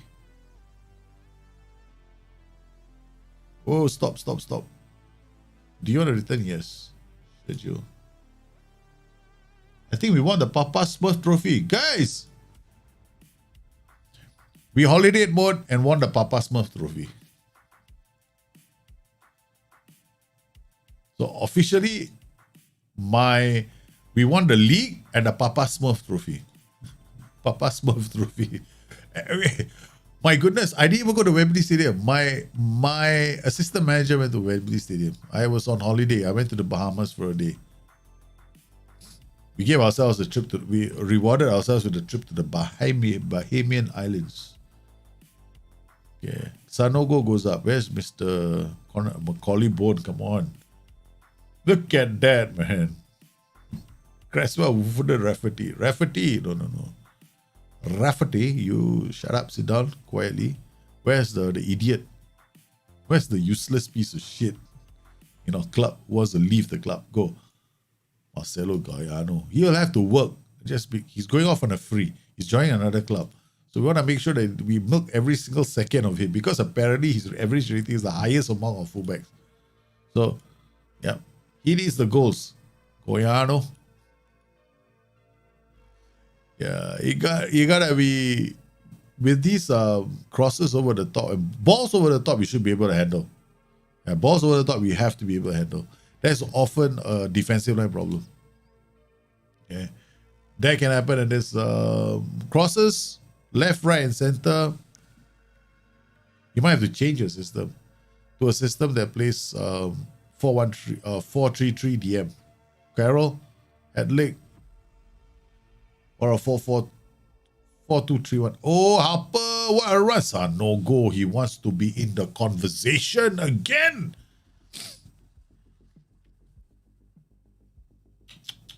They took the ball off him. Harper just ran everybody down and did a cutback. Oh, they expected it. They expected it across the line, right? He did a cutback instead. The play was totally unmarked. I call it a Papa Smurf Trophy. I mean, it's called Papa John's Trophy, right? So I'm just like Papa Smurf. I don't care, man. It's like, what the heck? Cresswell, Woofenden. Yeah, baby.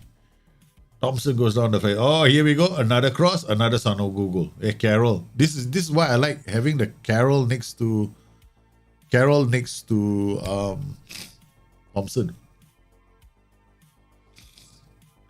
Oh, there we go. Even I suffer from it, right? So sometimes you're gonna concede goals from crosses.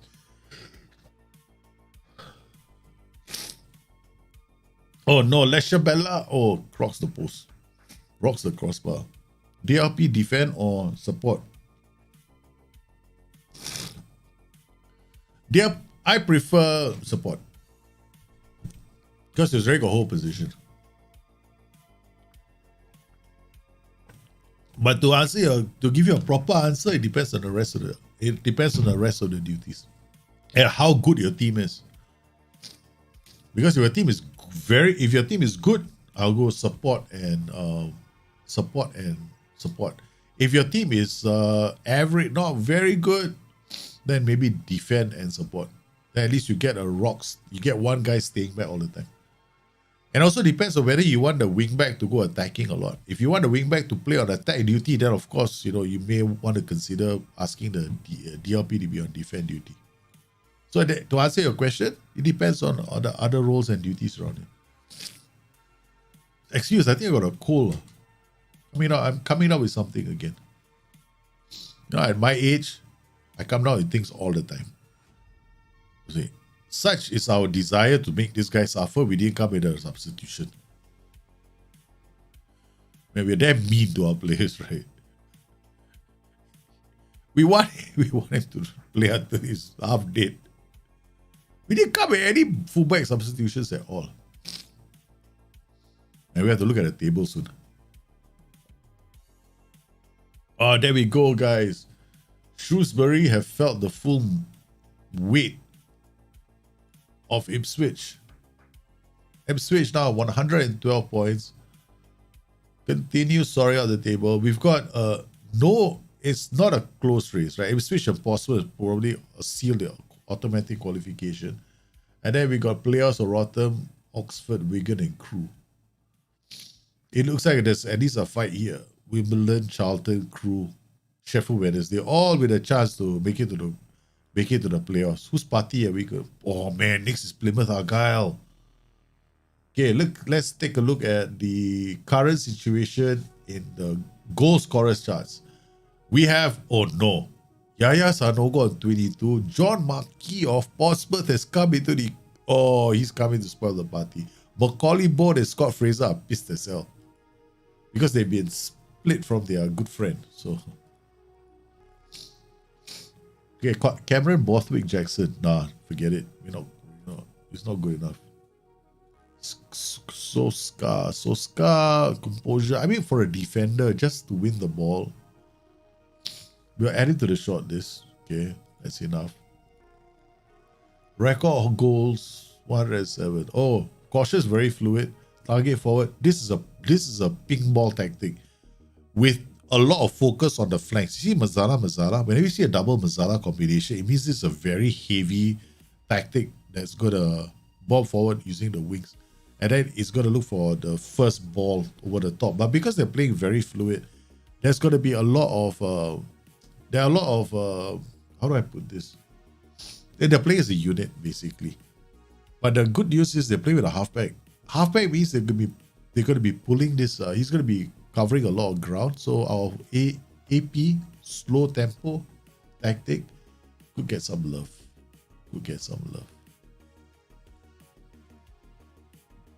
Yeah, if I want to, somebody asked me to do a video, right, about scouting for the opposition.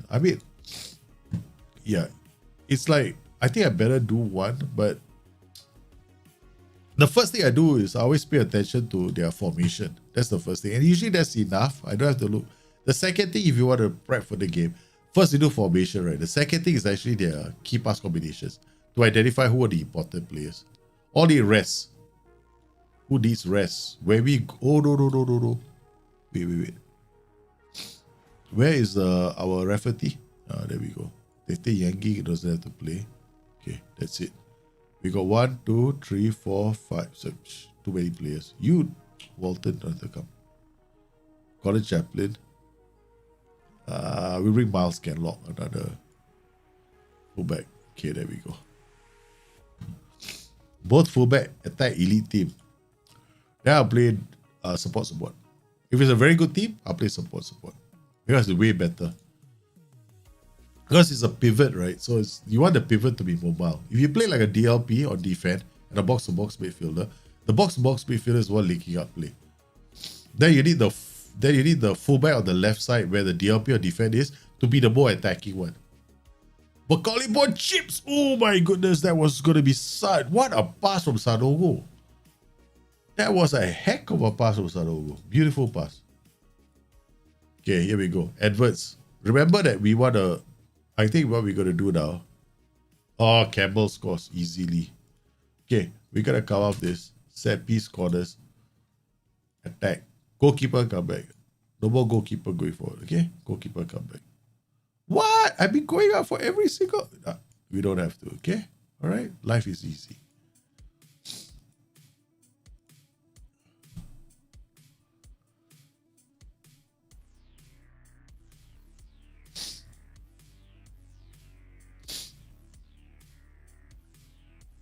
Because now I don't want my keeper to be sent off. Because my keeper has got a habit of getting sent off whenever I send them out for corners. So far, we've had already 2 sending offs. I don't think I need my keeper to go out all the time. But Carroll, brilliant. Sanogo shoots.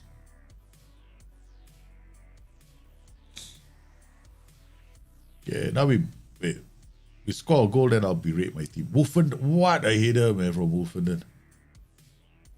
Sanogo to Mossy. Mossy out wide. Nope. Goes back to Goyano. Come on, Goyano. Bust the gut.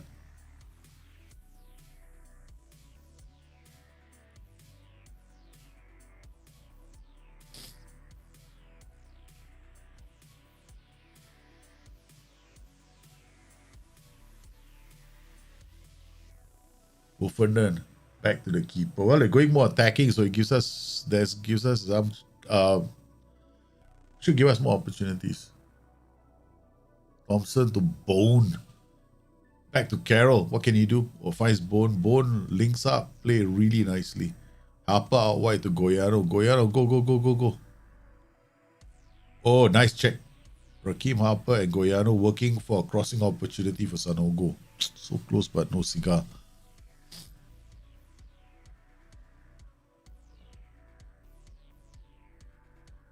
Uh-oh. Stola creates. Oh, yeah, chip. The keeper. Oh, damn it.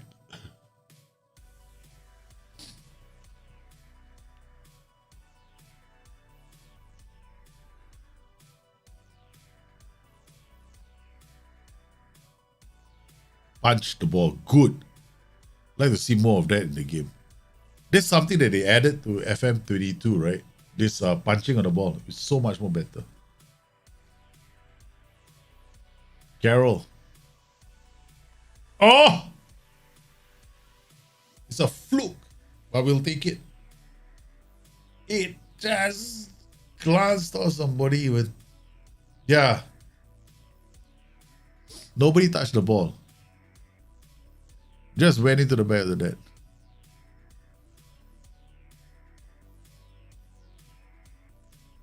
We'll take it. Next season, what do we need? We need a lot of players, man. This squad won't do. Thompson. Back. Oh, shish kebabs. Hardy. The keeper Campbell came in. Prabhat Acharya, how are you, man? I'm doing well. Thanks for asking. Hope you're doing well too. Go. Yep. I'm not afraid. I'm pretty confident I won't concede from corners. I'm pretty confident, right? My defensive corner routine is pretty solid. Okay, we gotta bring on Mizuni. Evans for Harper. Okay, we got Carroll doing okay. Goyano, Sanogo, and Bone. Right, Mizuni, we bring him on because I think Harper has had a very long season. Thompson and Harper his numbers were very good. Remember, we did an analysis at the start of the show, right? 1 assist, per game, but he doesn't play very often. The only reason why Harper was playing is because we wanted him to be in the goal scoring charts. Thompson. Out to Cresswell. To Ferdinand. We just need that one goal. And Bone is true. Bone says chip. Oh man, again, they've done it. Gillespie has been imperious in the air. Said it, man. Plymouth Argyle are the better team today. Uverden, Goiano. Out to Sanogo. Back to Evans. Evans checks it for Goiano. Goiano is the... Oh no, come on, ref. Ooh, what is wrong with Fleming? Fleming is just trying to stop the game, right? For no rhyme or reason, gives up.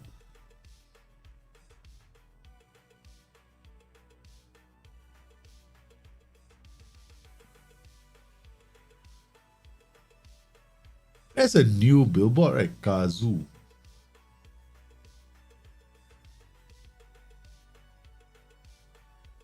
Thompson. Aye. What is with this team? They really want to protect their lead. Why did YouTube remove the dislike count? I have no idea, man. I have no idea. I also like the idea of seeing a dislike count on videos.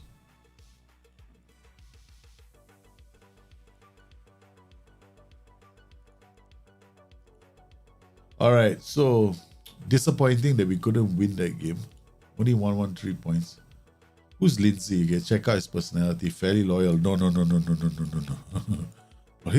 Probably the worst attribute of one of the worst attributes. Okay. We get ready for the next game, right? So this is basically me prepping for the next game. So whenever I want to prepare for the next game, I always start with this. First thing we'll get is the scout report. So here with the scout report, balanced, flexible. Flexible just is... When it comes to team fluidity, this is basically more for the AI, not for us. Okay, it's for the AI to determine what kind of setup it wants to play with. We got target for, pressing for, we got box-to-box, ball winning midfielder, advanced playmaker. So this role probably, I think, is a defense duty. So we're going to pay a lot of attention to this role. If this role stays as a defense duty, then we're probably going to find it a bit harder to break the left side of the pitch down. However, or rather, our left back is going to have find it a bit hard to break their right flank down, right? But if it's support, he could be a bit more aggressive and he could be playing high up the pitch, linking the pressing forward.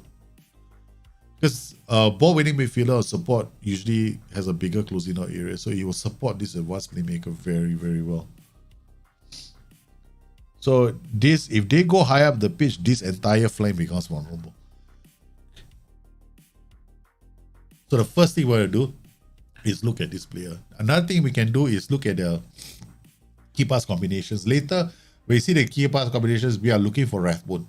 How deep is he? So that's what we're looking for.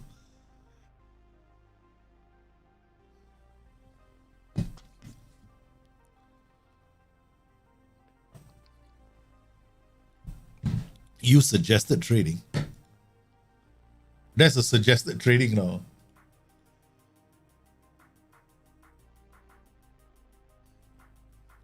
I think this is it there. Attacking mode, defensive. I didn't change this. Right? This is my training session. I don't know. I don't know what suggested trading it is. I didn't change anything. Did I change anything? I just pressed the use suggested trading, but I don't really care about what the AI wants to do for trading. As long as you have this, attacking mode, defensive shape, you're fine. Okay, now we come to the opposition report. Okay, so based on this,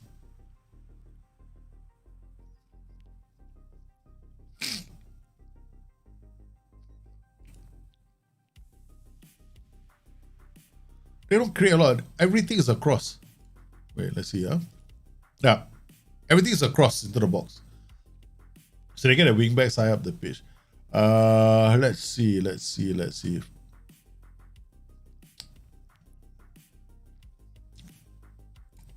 Last match passes. Remember what we're looking for? That ball winning midfielder, right? Yep, he's above. He's on par. He's not holding his position. He's not below this guy. This guy is like This guy is like, it's supposed to be AP, so it's AP and support. Right, so the ball winning midfielder is supporting them. So we are definitely going to be looking at this area. Last match passes. But they're very, very defensive. This guy's not an attack duty. If it was an attack duty, he'll be here. He'll be somewhere around here, and this guy will be somewhere around here.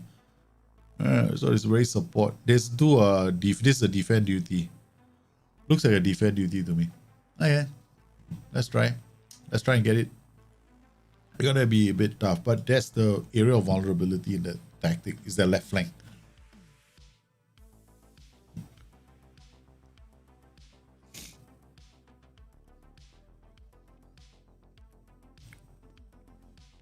Corporations hate getting disliked bombs, so they ask YouTube to do so. Probably.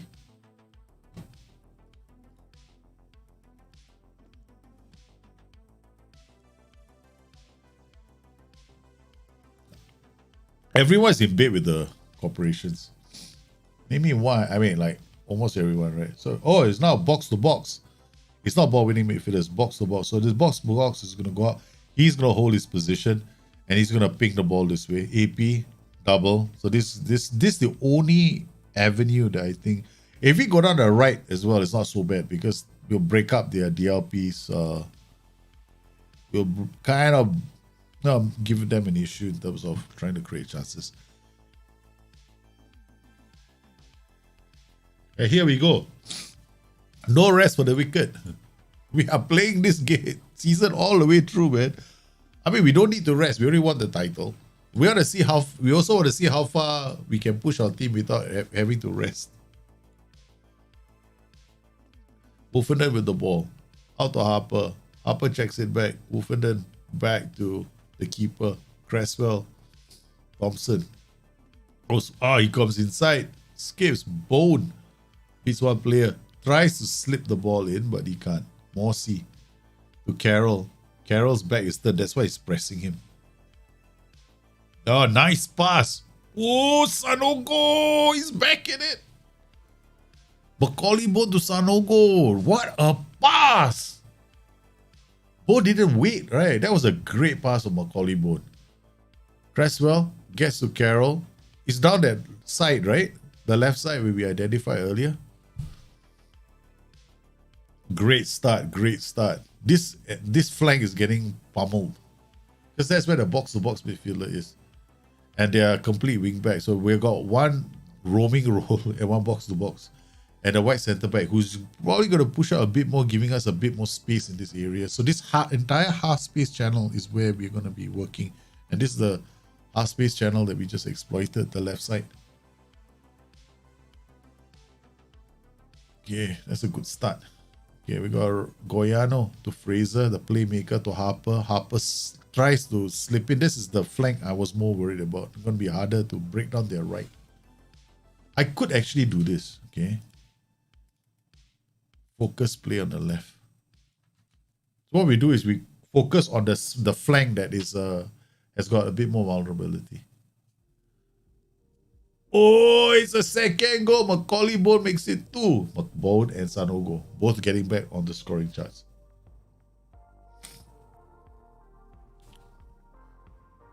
Back heels it to Goiano. Goiano back to Harper. Harper does the Kevin.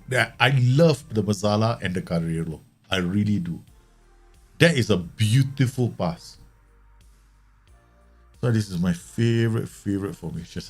I love this formation. 4-3-1-2 is the best. Mez and Carrillo. You can go Mez and Mez if you want. That's also fine. If you got two very good players, go Car and Car. Of course, there's no thing wrong. As long as you use a role that's in the half space. So you only got 2 roles. This is the easiest formation to make. It's like, okay, half space, either Car or Mez. Car or Mez. That's it. Wing back, wing back. You go BPD, CD, CD. Doesn't matter. Here can be AP or Shadow Striker or AMC. But I wouldn't use an Engash. Okay, Fraser, come on, you have a chance to score a goal. Come on, you go, please, Fraser. You can do it. You can do it, Fraser. Berate the team, they're going to get confused. Carroll's out there. Oh, man, the keeper is there too. Well, the keeper has got in. I forgot to change. The last game, he had the keeper. He took the keeper off, right? There we go. Keeper scores 8-3. All right, look at that. Look at this. Look at this team. They've got some really fit players. 84 minutes. Thompson with the throw. Long throws it and gets the ball back. Fraser. Oh, Harper shoots. He crossbar. This is the scout. Oh yeah, this is a scouting match, right? We're supposed to scout again. Thank you for reminding me. I forgot to do my scouting. After this game, we have to scout. This is our last scouting session before the end of the season. Because we're adding to the shortlist now. Speaking of which, we've got to clean up our shortlist. No point keeping the shortlist from the previous season. We got to go to the shortlist. We're going to remove all the unnecessary players from our shortlist. Because next season is championship. Okay, that's it. The boys, 3-0. Yes. Ipswich continue to bang in the goals. 3 more goals. Keeper the score charts. 116 goals. 116 points. Looking at the bottom of the table, got Cambridge, Gillingham, Accrington, and Bolton. But the race for playoffs is heating up. Look at that. We've got a couple of clubs all with a chance. Sunderland, Sheffield Wednesday, Wimbledon, Charlton, Crewe, Wigan. I'm hoping, right, to nick some players from these clubs. Okay. So we've done this. Now's the time for us to scout. Before we scout, let's go to our current goals. We got Sanogo, Macaulay Bone 1 and 2, 23-21. All right. Then we got Fraser dropping off to 20 now. Unless he starts scoring goals, right? It's going to be tough. Key passes, we still got our player. Assists leading the league, Tom Carroll with 22 assists. Marcelo Goiano with 14 assists. Assists per 90, definitely. Key passes, 200. He's made 254 chances for the rest of his team. Okay, let's save the game now. What we gotta do? Data hub. No, wait. Scouting shortlist first. Okay, our shortlist is damn big. Okay, so we got several players here. This guy is transferring. Joy Schalke already.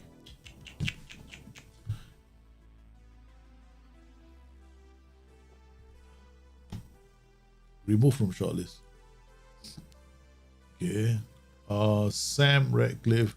Who's this? Mario Nicolescu. I think we scouted him early. Not interested in youth players. Okay, so out. Remove from shortlist. Malachi. Okay. So these guys also we're gonna have to scout them.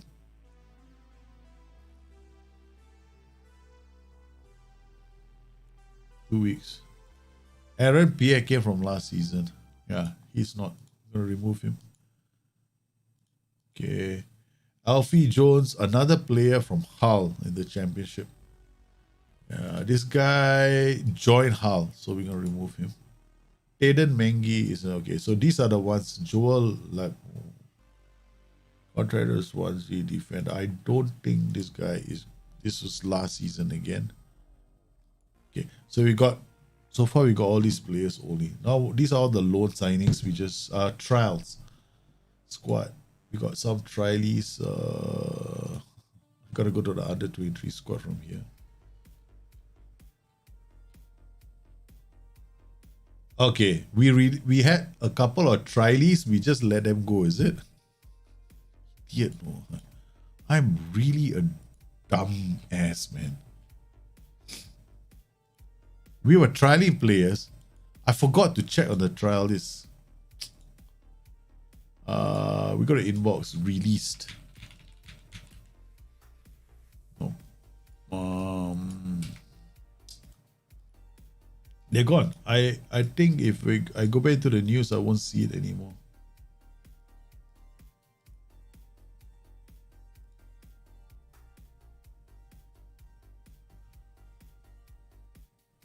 Ipswich trials finished. This is the ones we were trialing just now. Yeah, man. Shit.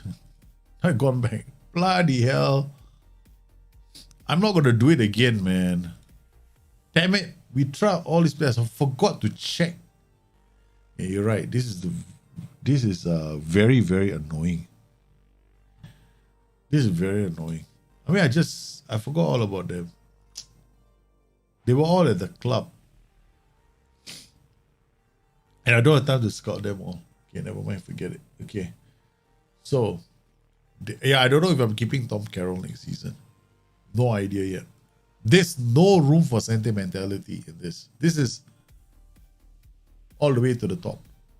Right? So if I want to do rapid promotions, I cannot be sentimental. Tom Carroll is by a player by himself here. Right? He's the best right now. But he might have, but if I play in the championship with a 4-3-1-2, he won't, I gotta carry him. But I'm gonna offer him a contract because I'm sentiment. Oh my god, star player.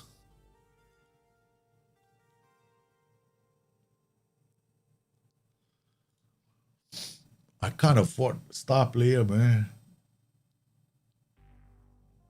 Okay, let's go at defenders first. All right. Dan Scar, Ross Sykes.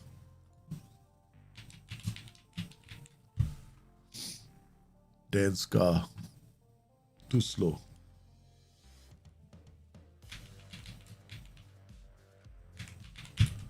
Ross Sykes. Top player.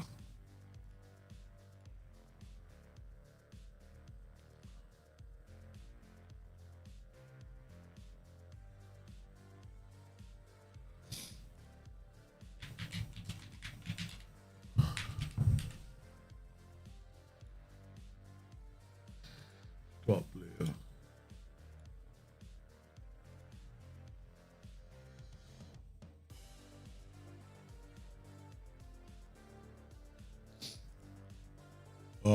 Let's go stats. Stats. There's got to be a better way of doing this. I'm not gonna do it like that. Scout, up, stat, player detail, defending.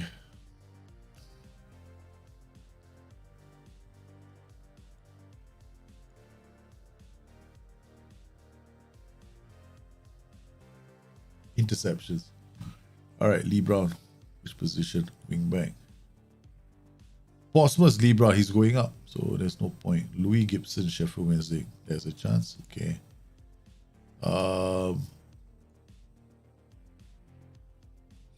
Add to default. Okay, so we're adding to a default shortlist first. Darnell Johnson.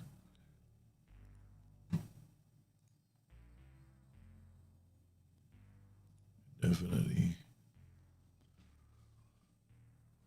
Okay. Jason Kerr. Indefinitely. George Williams. Oh. Sam Lavelle. Okay. Interceptions 173. This is too low already. 122 is damn low. Okay. Clearances. Wow. Who's this man? Doncaster's room. Tom Anderson. Both Doncaster defenders, but one is slow, one is fast.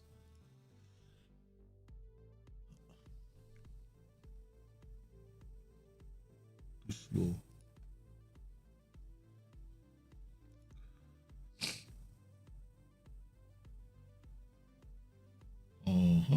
Will Boyle.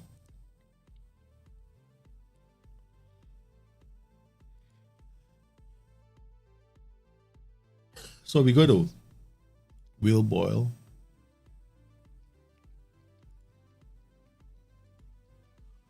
Okay. All right. So later we'll go get the analyst reports. Okay, I want to try something out.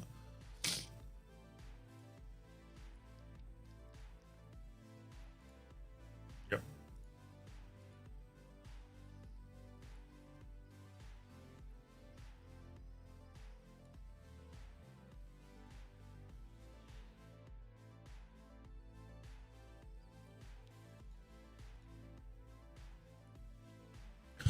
Now looking for midfielders. Tackles 1 ratio. Key tackles. This is definitely a defender. Yep. I want a midfielder with high tackles 1 ratio.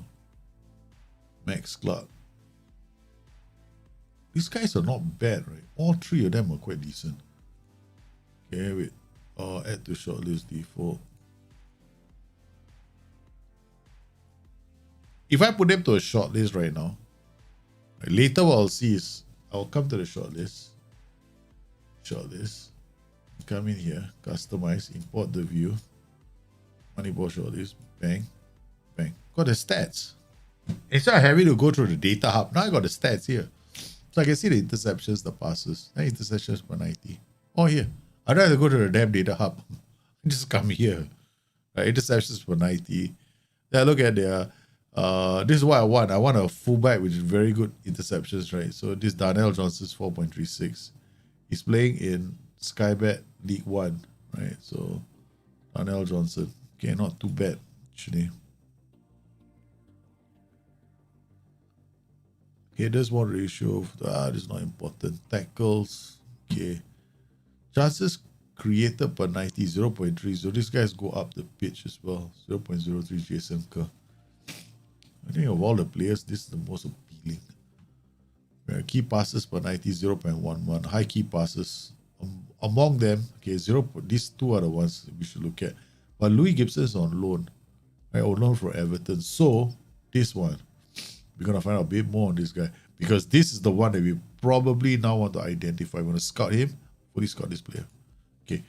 If there's then gonna add a note to him. Okay, where's the note? Possible loan signing. So we got 1 already. We identified 1. So Louis Gibson is somebody that we might want to sign on loan. Ryan Lavery on trial with Ipswich. These are the youth players. We're supposed to look at contracts with them. Will Boyle. So we added him. Okay. This other thing about the game right now, right? The views don't stick. So we're scouting him. What about Roshaw Williams? Okay. Playing as a central defender. 0.39. Okay. Scout this guy as well. Another 1. Okay, we got 2. The problem with this defender is he's good, no? But he's just got to clear the ball. His position is 11. Our defenders are still better. So while he did look appealing at the start, right? He's putting in some very good numbers. We'll just add him to what do we do with him? He's on our shortlist, right? We just leave him. Eventually, this shortlist is going to get whittled out again. So we got a couple of defenders. Okay, so this is how I do it. So the next thing we're going to do is we're going to go back to the first sheet again, where the league is, because this takes a while, man. This takes hours, in fact. I'm trying to do a quick and dirty right now. Then later, offline, I'll take my own sweet time. Okay. We want defending. Tackles 1 ratio. Wait, no. What am I doing? Player detail. Tackles 1. I'm looking for a midfielder now who's got good tackles 1 ratio. Okay, that's not bad. First player we see. This got a player. Brian Cooney, defender. Romero, defender. Just George Nurse, fullback. Max Clark, fullback. Anthony Scully, winger. A winger with a... Oh, man. No, I don't want wingers. We don't want wingers. I have to change tactics, man. I'm looking for MCs right now. So we're looking for an MC who's got a high tackles ratio.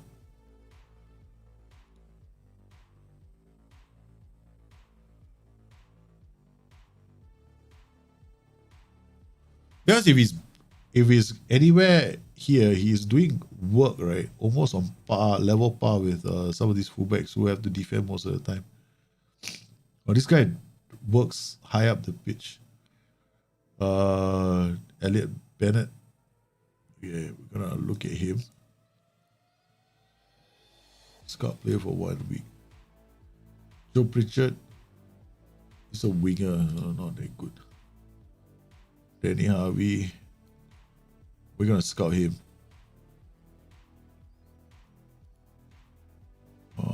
Mitch Clark. And Aries. That's it, man. Tackles per 90 minutes. Same players. Now I'm looking for names that I didn't see just now. Yeah.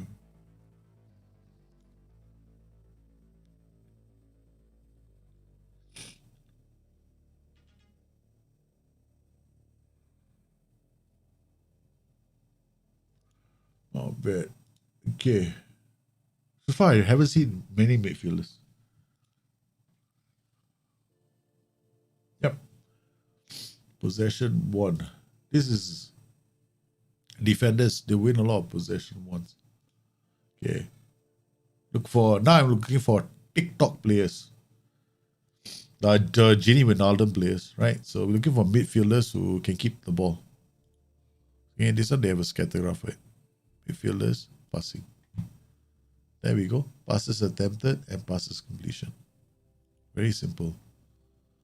From here, we should be able to see the best passes in the land. I got a lot. Right, Jordan Houghton, Ben Close, Seamus Connolly. So first name I see is Seamus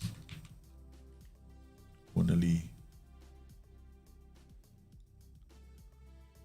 Age 33. Holy cow! No thanks, man. We got Matt O'Reilly, Josh McEachran.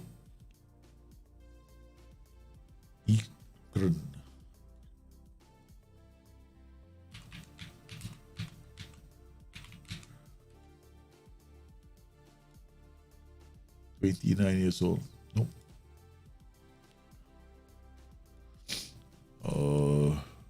Ben Close. I know Ben Close is not bad. Ben Close isn't bad.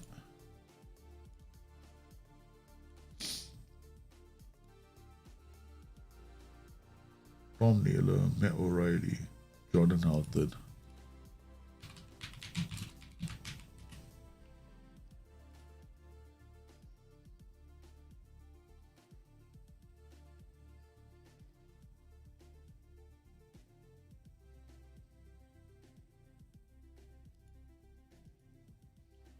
All right.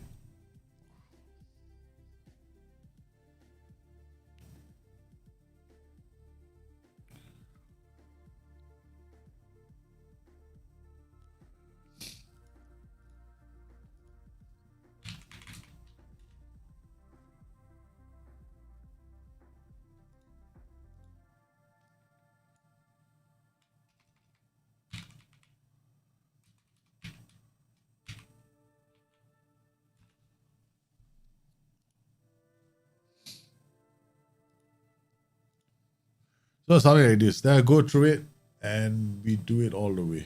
I mean, I'm gonna do it later.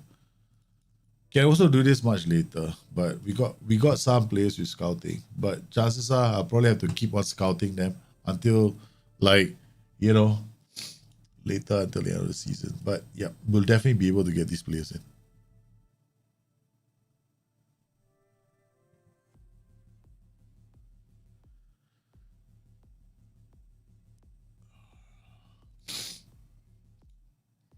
Oh man. Player detail. Oh yeah, shit. I forgot to do this, right? We can filter by defenders or midfielders. Key interceptions made. Filter. Midfielders. Nothing. Defensive midfielders. Lee Brown, Jordan and Bita. And Lee Brown. Both of them at Portsmouth. Sheesh.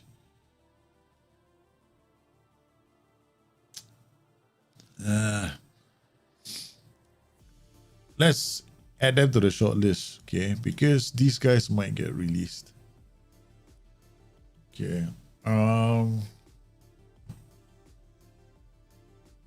Key tackles. Andy Lawrence.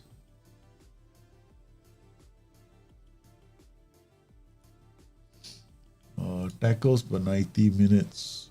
All these are midfielders only, right? Okay, no. We want to look at midfielders. Tommy Rowe. Okay. Tackles won ratio. Again, for midfielders.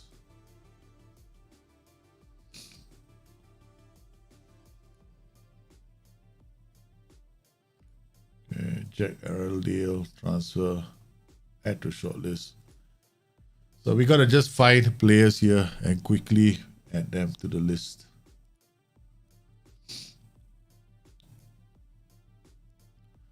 I'll just add them to the shortlist first because it's easier to add them to a shortlist than to scout them all, right? So, okay. What else we want?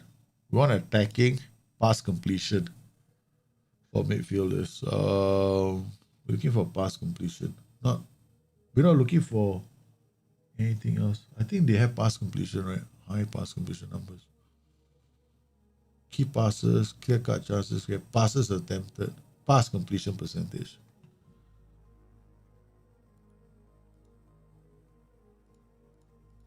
Okay. All right. We want only midfielders. Come on. What the hell's going on? Oh, these are all players. Idiots. Goalkeepers not interested. Defenders not interested. Shish kebabs. These are all like, we gotta start from defenders, man. The filter only goes out to defenders. Apparently that's the only category that's important. Or rather, we have so many defenders high pass completion. This is what happens in the game. Alright. Okay, we don't want this. Passes attempted. This is all the midfielders who make the highest number of passes. Torren Thomas. Tom Lowry. And look, we are looking for defense. Okay, there we go. Okay, add to shortlist. I'm really looking for players who got tackles in them. We already added Tommy Rowe already, right? Paul Digby. Yep. Paul Digby is being scouted and added to our shortlist. Matt O'Reilly. Yep. Thomas O'Connor. Yep. Okay. Nope. Okay. So now we're looking for. I'm not interested in all this. I'm just looking for players who can keep the ball. Tackles over 90 minutes. Tommy Rowe in there. Tackles won ratio. All there. Interceptions made. We've done that already. No. Yeah, these guys won't do it. Okay, last one. Key passes per 90. The highest key pass is our player, but we want to have one or two other players, right? So, okay.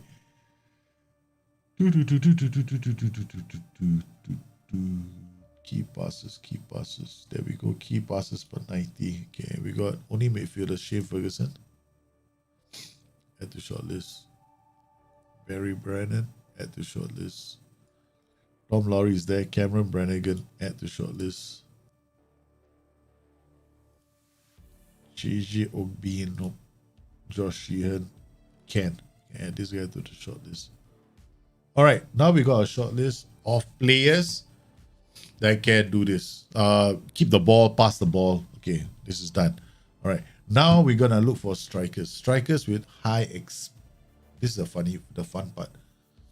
Okay, this one we have to put just expected goals. That means these guys are getting into good positions. That's all. All right, highest expected goals for strikers. These are all the players that got themselves into good positions most of the time. So we got Ross Stewart at the shortlist. Stephen Humphries at the shortlist. I'll worry about their numbers later. Aaron Presley at the shortlist. Got our two boys here. So Callum Morton at the shortlist. Ryan Hardy at the shortlist. Then after that, you see your expected goals.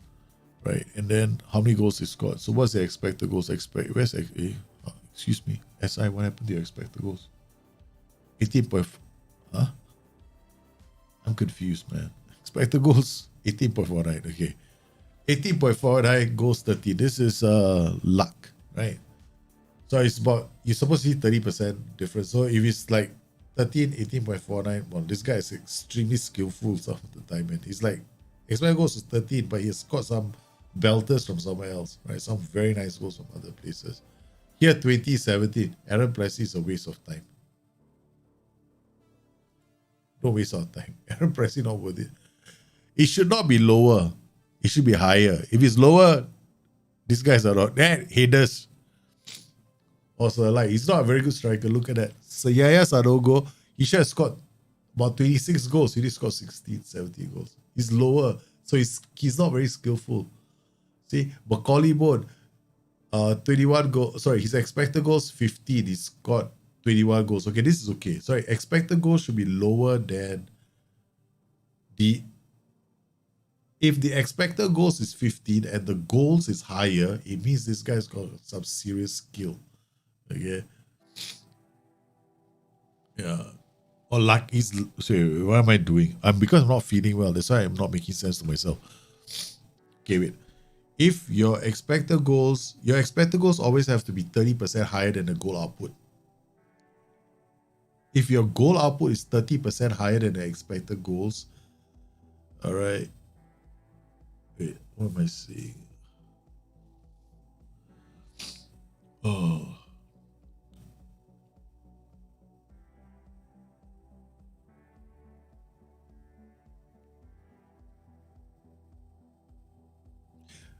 He's got to be within a 30% range of his goals. The expected goals has to be within a 30% range of his goals. If it's higher, it means there's skill. If it's lower, it means that player is shit. Okay, that's all.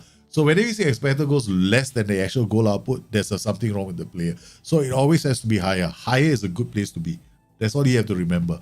So if this player's expected goals is higher than his goals, that's good. If it's lower, he's shit. So in this case, Aaron Presley, he's shit. Okay, so this guy is bad. Expected goals is supposed to be higher than goals. All right, so the goal should be higher than expected goals. Right, so if he scores more goals than expected, then it's skill. All right, so if it's too low, then it's shit. Like 16 to 23 is shit. It's 30. The variance cannot be more than 30%. So if this is higher, it's good. Right, if it's lower, it's not so good. The variance is always 30%. So if a player's got expected goals is 10, he should score 13. There's some skill involved. Anything higher means it's damn extraordinary skill. If it's 10 and he's does 7, then he's shit. If it's lower than 7, don't sign him. That's basically what it means. Yeah, that's what I was trying to say. But my head was just spinning. So it's better to have a calculator. I can't do any like calculations off the top of my head right now. Okay, Macaulay Bone 1556. He scored 21 goals. This is actually like luck, man. This is the variance is too high. Sometimes it can be very lucky. So it's like he should have scored 16 goals. He scored 21. That's not too bad actually. 16, 23. Okay. Now I take back what I said about my Sanogo. It's not that shit. Aaron Pricey 17, 20. Okay, that's not too bad. He says scored more goals 18, 16. So his expected goals 18. He only scored 16. This guy is shit. Sorry, this guy is bad. This guy is supposed to score 18, he's scoring 13. This guy is bad. So he was put into very good positions half the time, but he never finished. Right? So Ross Stewart is not good. Stephen Hoffreys is not good. Aaron Presley is actually worth looking at. So he's okay. Man, I'm so not feeling well. Oh man, I just went through a whole battery of not making sense to myself. His expected goals is 40. He's got wow, there's some serious skill in this kid, man. Callum Morton. We scout him as well. Okay. 14, 29, 18. Okay, that's not too bad, Ryan Hardy. This is 14 expected goals. This guy is shit. We're not wasting time. Holy cow. Who the hell is Michael Smith? 30.17 expected goals, 20 goals scored. That means if we put Michael Smith into our tactic, he's going to score more goals. That's what it means. If your tactic has traditionally been creating, like our tactic creates expected goals of 3 a game, right? Our team has more shots than any other team in the land, right? That means if I put Michael Smith into my tactics, he's going to score a ton of goals. So this is what it means, right? So it means that this guy comes into our team, will be scoring a lot of goals. 13.17. His tactic is so bad. Look at this. This guy is under. Oh my goodness. This is another one here. 13 and 17. Sam Wokes, not so good. Don't waste your time. This one is expected goals 11, 18. Also not too bad. Jaden Stockley. Okay. Top player. I'm looking for some big variances. But this is the biggest one. This is the best one I've seen so far. 13-20. This is really good. Alright. So this is what we'll do. This year can sustain more goals. Yeah, my Carrello is. Yeah. The thing is this, no. My base striker has an XG of 10, has scored 15. Then he's good. Then he's getting. Then you should, if your tactic can create. Yeah. Look at your tactics XG, because you can tell now what your tactics XG is, right? It's very easy to tell what your tactics XG is, right? So you go to Data Hub, you should know what your tactics XG is. This is my tactics XG. The expected goals of the tactic I'm using is 2.5 per game, right? Depending on so if I have the best players, it will give me 3 goals a game. That's what it says. That's what it tells me, right? I score expected goals of 2.5. That you don't want these two numbers there shouldn't be too much divergence between them. It shouldn't be like 2 point. Your expected goals is 4 and your goals. If your expected goals is can you imagine this? If your expected goals is 2, right, and your goals per game is less than 2, your strikers are shit. You better go and sort them out because they're not finishing. If your expected goals is 2 and your goals per game is higher, that's a good place to be at. Right? So you always want to be, the variance should be 30%, but you should be the plus side of the variance, not the negative side. All I gotta do is make sure I get better strikers.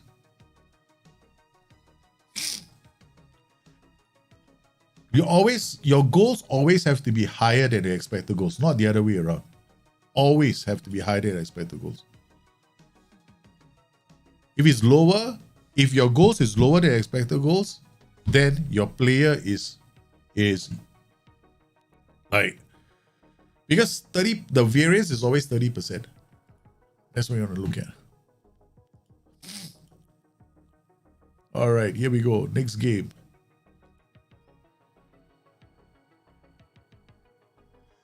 The goal output, yeah, that's what I'm trying to say. The goal output should be better than XG. The variance should always be 30% higher, Cream Dream Star. You understand what I'm trying to say? Okay, basically,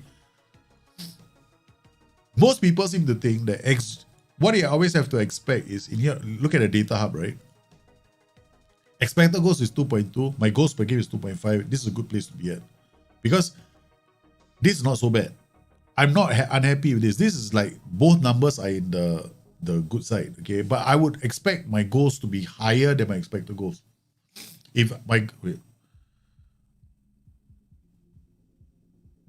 Your goals should always be, if your expected goals equals to your goals, that's fine, but you want a 30%.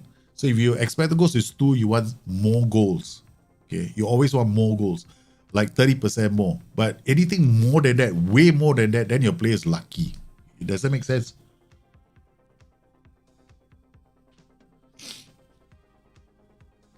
If your XG is 2.3, your goal should always be higher than XG. That's what I'm trying to say. Like, your goals per game should always be higher than XG. That's it. But it shouldn't be too high. Does that make sense? Because if it's too high, then there's a lot of luck involved. So, like, for example, if you could have a lot of long shots in the game, right? You could have a belter from outside the box. So you're always looking at expected goals alone as an indication of whether your tactic is any good, right?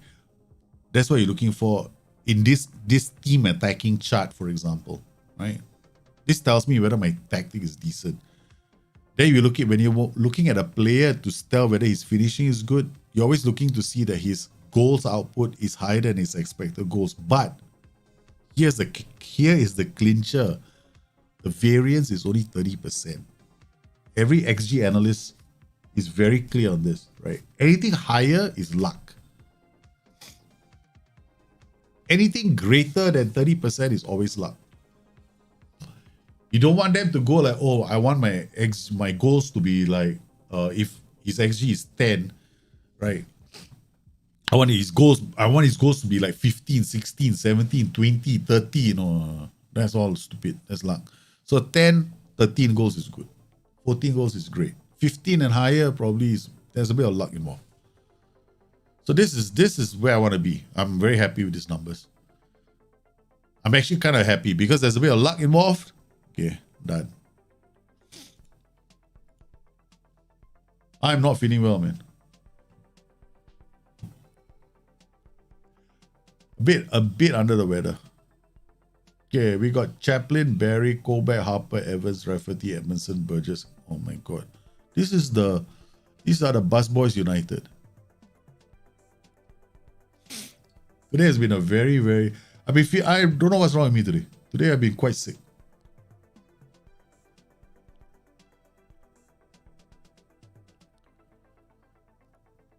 I just want to finish this quickly.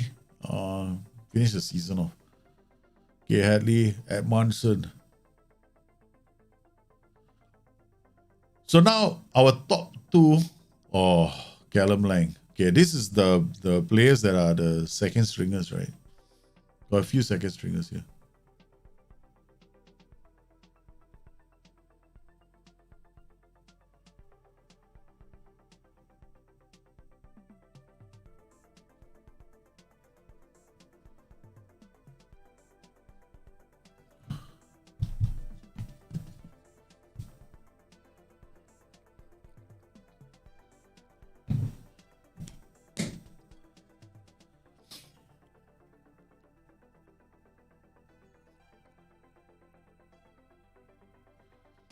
The guys already won the title.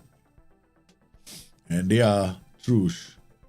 D. Maybury. Shaluli is a Namibian striker in South Africa. I have to check out him later.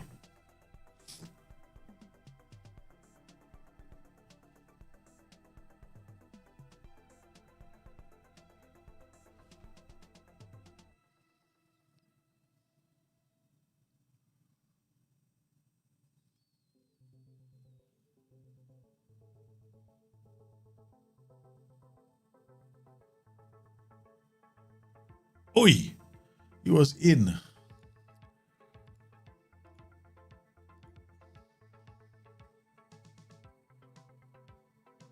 So we got Evans playing Harper, Carroll is not playing, Burgess second stringer. With defenders, this bunch of defenders are our defenders. Right, these two cannot play in the championship. They're not good enough. This entire team is okay to win League One, but not enough to win championship. Oh my god, the ball went sailing over Kenlock's head, boy. Kenlock had no clue where the ball was.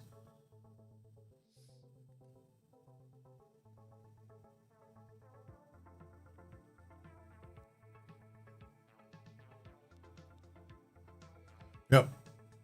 They are our defeat. These boys are going to lose this game. John Markey, number 17, had a visual. I have to look later. If it's a big variance, right? Like when a player has got an XG of like 10, right, and he scores a lot of goals, oh my god, you better get that player, boy. Because that guy's got some serious skill. So I'm always looking for the big variance players. I just wasn't thinking straight. Just tired, I guess. And my nose is just blocked like. Oh my goodness. Can I bring John Nolan on? We're 2-0 down, man.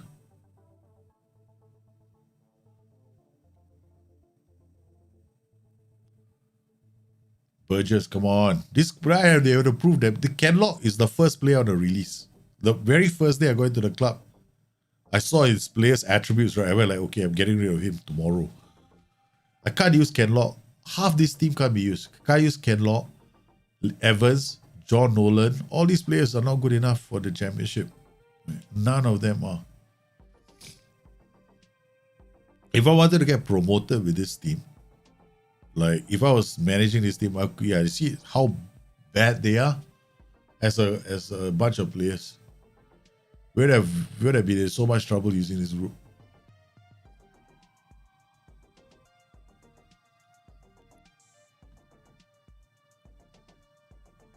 I mean, at the moment, D. Maybury, why are you being rude? You're not being rude. Yeah. No, I'm going to take a break later.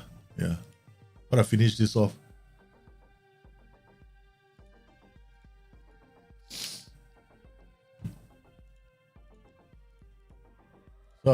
Let's see if I can read this right this time. Wait, not here. That's a waste of space. I don't mind the data hub, right? But I'd rather use this. Because this one is faster in the sense that if you want to look for players. Let's see whether I'm still okay. Okay. Goals must be, let's look at this. Expected goals, nah. Don't waste my time. Don't waste my time. Okay, average. This guy is not bad. Okay, this is decent. Expected. His goal output is higher. Okay, this is not too bad. This is not too bad. This is okay. This guy is okay. This guy is no. Don't waste time. This guy is not bad. 13-17. This guy is not bad. Expected goals 13-17. 13-18. So all these guys are not that bad, right? John Markey 12-83. This guy is sweet. Right. So good variance. This guy is also, okay. 12-18 is not that bad. But this guy's got the best variance. Another guy that's got good variance is this guy, Michael Smith. 13-20. All these guys are nice. 13-20, 12-83. These two guys are decent. So I would just pay attention to them. Those are the ones that we want to scout. The rest aren't that bad. Colin Morton 14 is average. This is shite. This is okay, I guess. But this is better. Michael Smith is the one that we should be looking at. Yes or no go, we put him in some good positions. He scored some goals. Okay, our two strikers did really well. Then right at the top end of the bar, nothing exceptional here. Ross Stewart, Stephen Humphries, and Aaron Presley not worth our time. Only players worth our time is these two. What about midfield? We got attacking midfielders as well. There's only one player, Scott Fraser. It's our player. Midfielders, nobody. That's it. Yeah. So that's it. We got only two strikers, and they're both going to be in. Tony Cottee, yeah, he played for Selangor, man. Tony Cottee was a big deal, man, when he was here. Yeah, we got another, right? You suggested trading. Let's see the trading. What do they suggest? I've never bothered, right? Attacking movement, defensive shape, match preview. Following out the crew, Alexandra, and we got you suggested trade. I want to see what happens. Okay, go to trading. Where's that changed? Nothing has changed, right?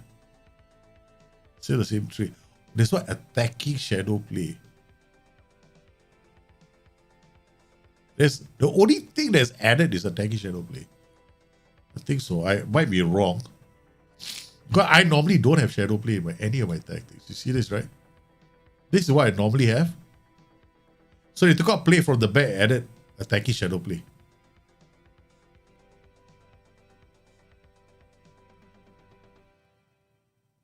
So let's just put him play from the back, right? Okay, because yeah, I don't think we want to do shadow play. Thank you very much. There's a shadow play has a large, it's got a tactical familiarity element to it. That's probably one of the reasons why it's recommended. And I don't want to bother with it. The flu is getting worse, yeah. I got flu already. You can tell, right? I've got the flu now.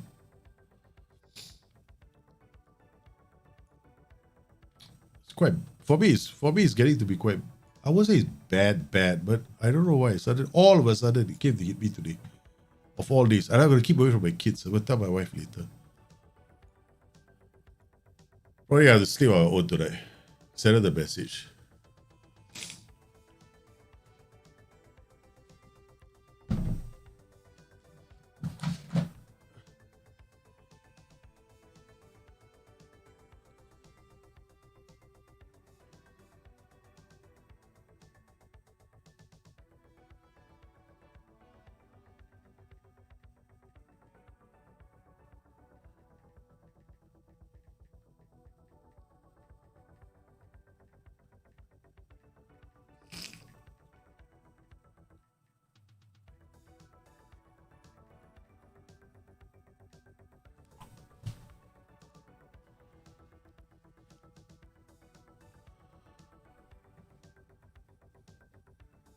Who are the greatest Malaysian players? Mokhtar Dahari.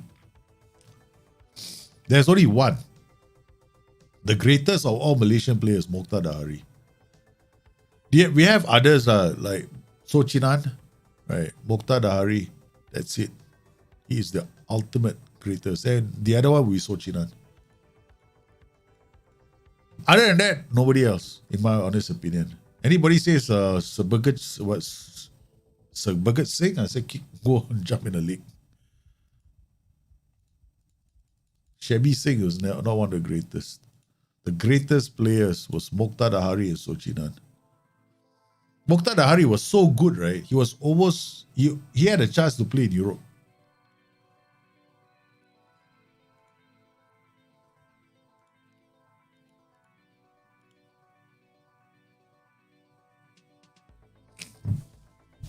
Yeah, but people's immunity is lower. My immunity may be lower at the end of the year.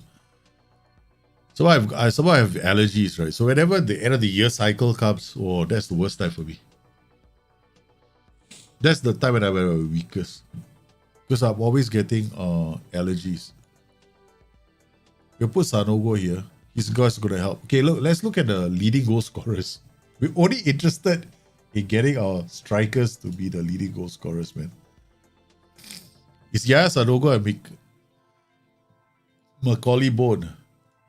My goodness, Yaya Sanogo is leading the goal scoring charts. Macaulay Bone is here, all-round goal scorer for the club. But coming up in the league is the one and only Yaya Sanogo. Macaulay Bone, yeah, he's playing. I don't care. Right, so the triple threat is back. Carroll, Harper, Evans. Cresson needs a break.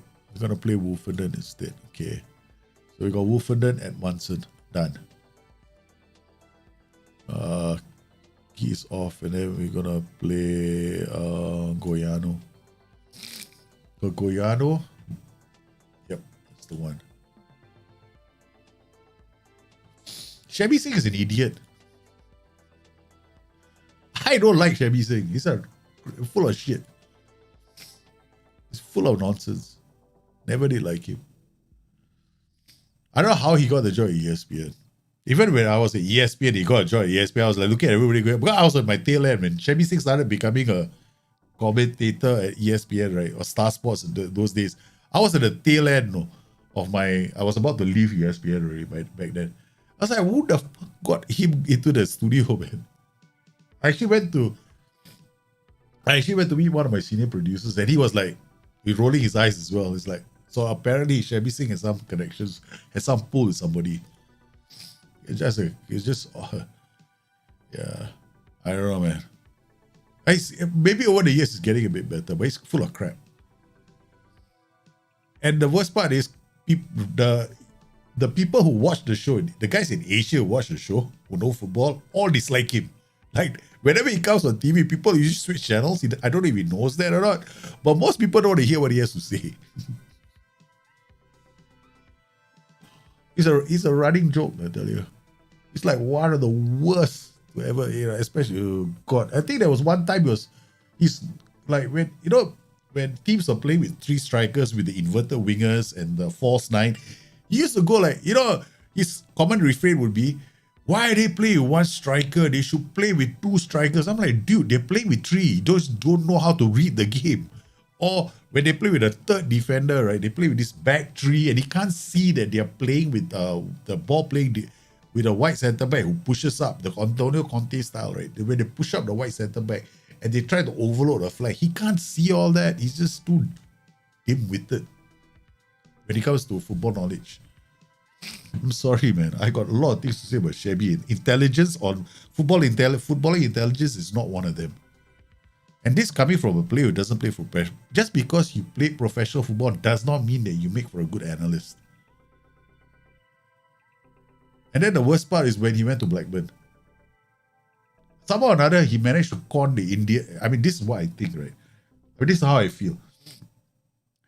Because ESPN Star Sports gets coverage in India, all of a sudden, the Indians are in India, they're very easily influenced, right? Okay, so they all say, oh, this is the one time an Indian managed to con the Indians. I applaud him for that, man. So probably because he is a commentator, an Indian commentator, and they're showing a live show in India, he probably got like, whoa, baby, this is... Then all everyone watching him go like, yeah, he must know his stuff, yeah? If he knows his stuff, he's Indian too, lah. You know, bring him over, he should know what's going on. Rafferty's been sent off. Okay, yeah. Now we got to play with one less man. Okay, Goyano, you can come in here. Bone, no, Sanogo, you're off. Come on. We've done this many times before. One man down, we won the game.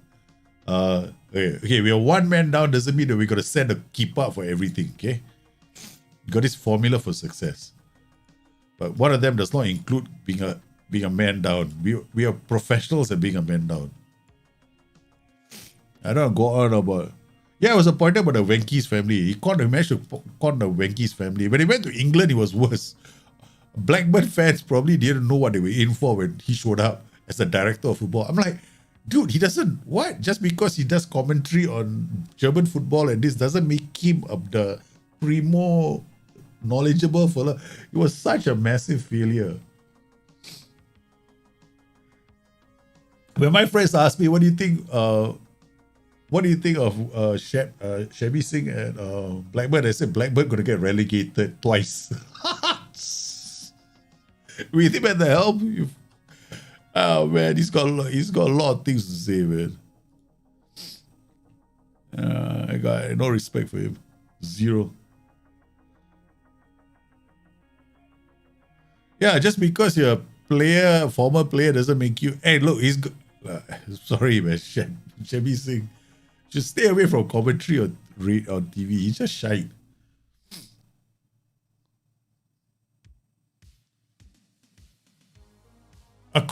Being a commentator does not make you a professional analyst, right?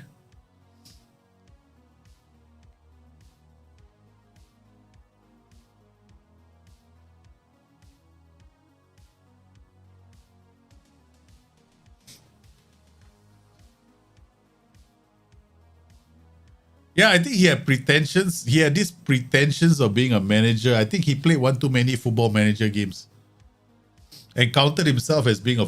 Look, probably the problem with him was he felt he had a lot to prove. Because I'm pretty certain that deep down inside, he actually knows that he is bad.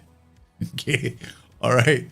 Because I remember some other commentators coming to ask me, why is he on the show? And I'm like, don't look at me, I don't work there anymore. I used to get phone calls from other commentators. Hey, why is he commentating on this league? He doesn't know jack about tactics and formations. I said, look, don't look at me. I used to get into so much trouble. I go to my friend's house for watching and he's commentating again. And my friends go like, what? The amount of shit they used to talk about it. Oh my God. It's just humorous, man. Hubris got the end of him. That's it. I think too much hubris. When he went to Blackburn, he fucked Blackburn over, man. And Blackburn is like, I felt bad for Blackburn. You think United will hire Ralph? Excuse me, risky. They've already hired Ralph Rangnick as interim manager. 100% they've already done it. I said it on 7th of November. The most likely candidate to go to United will be Ralph Rangnick. The reason why United want Ralph Rangnick is because they need to rebuild from the ground up. And the only person in Europe that can do that for them is Ralph Rangnick. He's the only person. And he's got this philosophy, right? Experience is overrated. It's perfect for United. Because United, but the problem is this, right? How much of...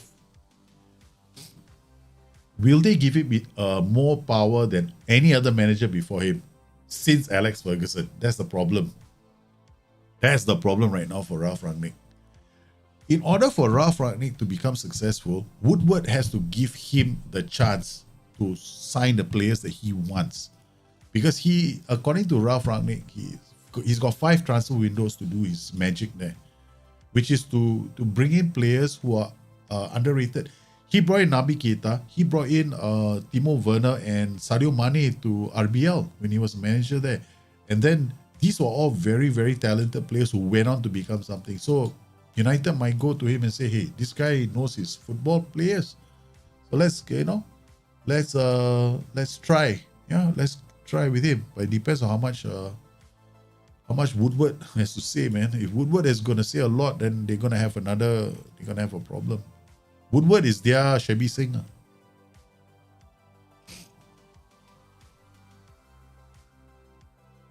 I take Woodward as the white man's version of Shabby Singh and United. But Woodward is all about the money, right? Shabby Singh was, I don't know what it was all about at Blackburn.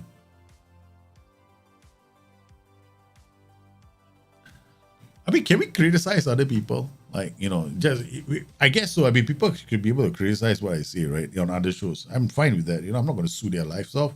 So, like, that's your point of view. I'm fine.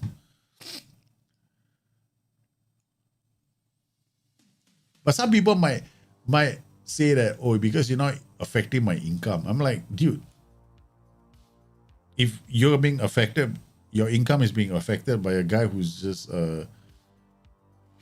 your income will be affected by somebody who is just talking about you on the internet in front of 37 people. Okay. Wow. That's big, man.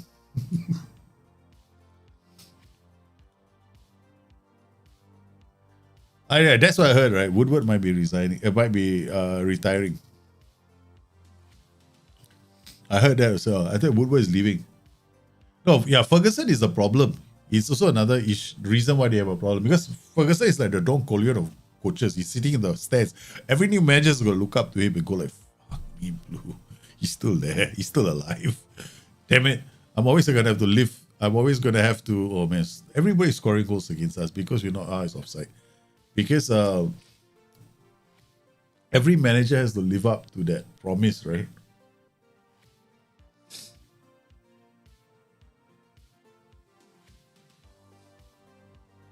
Yeah, Conte got his own man to be his lieutenant. Ragnick is coming with his own second. A German that nobody... Hey, look, come on, man. United went the German route, just like all the other clubs. Tuchel went... Chelsea went German. Liverpool have been German for a long time, for a while now. So they probably went, hey guys, listen. Tuchel and Klopp are very successful. Can we find the guy who taught them? Yeah, his name is Rangnick. Okay, let's go get him. He's 63 years old, no problem. United have to win the title before. I don't think that's going to happen, man. If Rangnick is there, it's probably going to take another 2 seasons. Rangnick is a long-term builder, right? It's going to take a while. He's going to find some young players and he's going to bring them in. Some young players as well. He's going to... Because he identified the problem for United being the... oh, shit. The keeper went up. He identified United's problem as a long-term...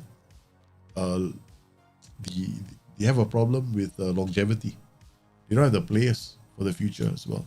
So their problem isn't going to be solved by them spending 300 million on one player. They have to spend 300 million on 20 players. When is Pep retiring? Supposed to be next season. He did say, right, this current contract in Man City is his last contract. Pep and Klopp will retire almost together. Mark my words. Klopp is retiring in 24. Guardiola will retire in 24 as well. I have a funny feeling these two are both going to go into the sunset together holding hands as the greatest managers ever to raid England with their talent. Hey, our keeper comes to the rescue. Klopp, I won't say thought, I won't say it's thought, but Klopp is like a Rangnick pupil, disciple. When it comes to the pressing style, when the whole Gegen pressing system is influenced by Rangnick, and Klopp took a bit of every coach right now takes a bit of everybody, right? There's no such thing as like, oh, you're my. What I'm trying to imply that they have this father figure to help them, to influence their development, and that's what Rangnick is. Just like Bielsa was an influential figure on Pep Guardiola. What a ball to bone. And he took And he took the ball down and he sidestepped the defender all together in one move. Nice. Cross. Come on, guys. Berate. Come on, let's throw the boot at our boys, right? Okay, let's go. Keeper is up. He saved the game. He saved us once. Can he do it again? Dele Alli is out, man. There's no way he's going to be playing with the club.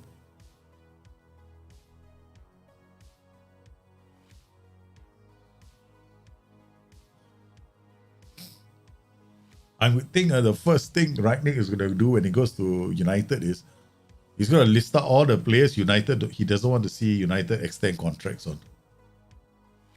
There'll be such a clean out, man, at United when Rangnick is there. They did the perfect thing by bringing in a non-English manager.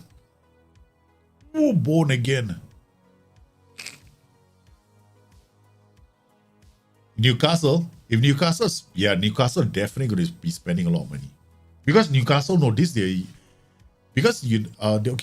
This is the perfect time for clubs like Newcastle because Barcelona. Let's look at the whole landscape, right? Barcelona, Real Madrid are in Genesis. I mean, they have to go into rejuvenation, right? They just don't have it anymore, so they have to go and rebuild again. They're going to be another 3 seasons away. Okay, then we've got Manchester United, 3 seasons away. Again, they've been seasons away for a long time. Ever since they went the interim route, they have had a problem. Right? Every manager has been an interim manager. David Moyes, Louis van Gaal, Jose Mourinho, Ole Gunnar Solskjaer, because they haven't had a plan. Now they finally have a plan. It took them how many years to come up with a plan? That's amazing.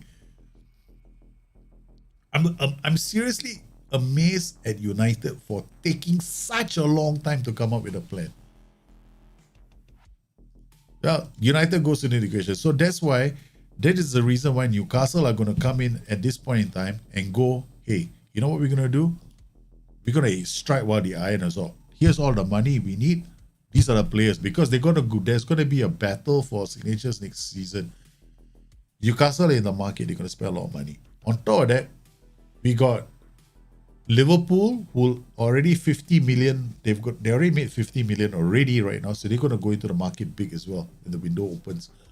Liverpool have another problem. They've got to think about their midfield because they only got Curtis Jones, remember? That's the only youngster that they have. All right, here we go. Sky Bet League One.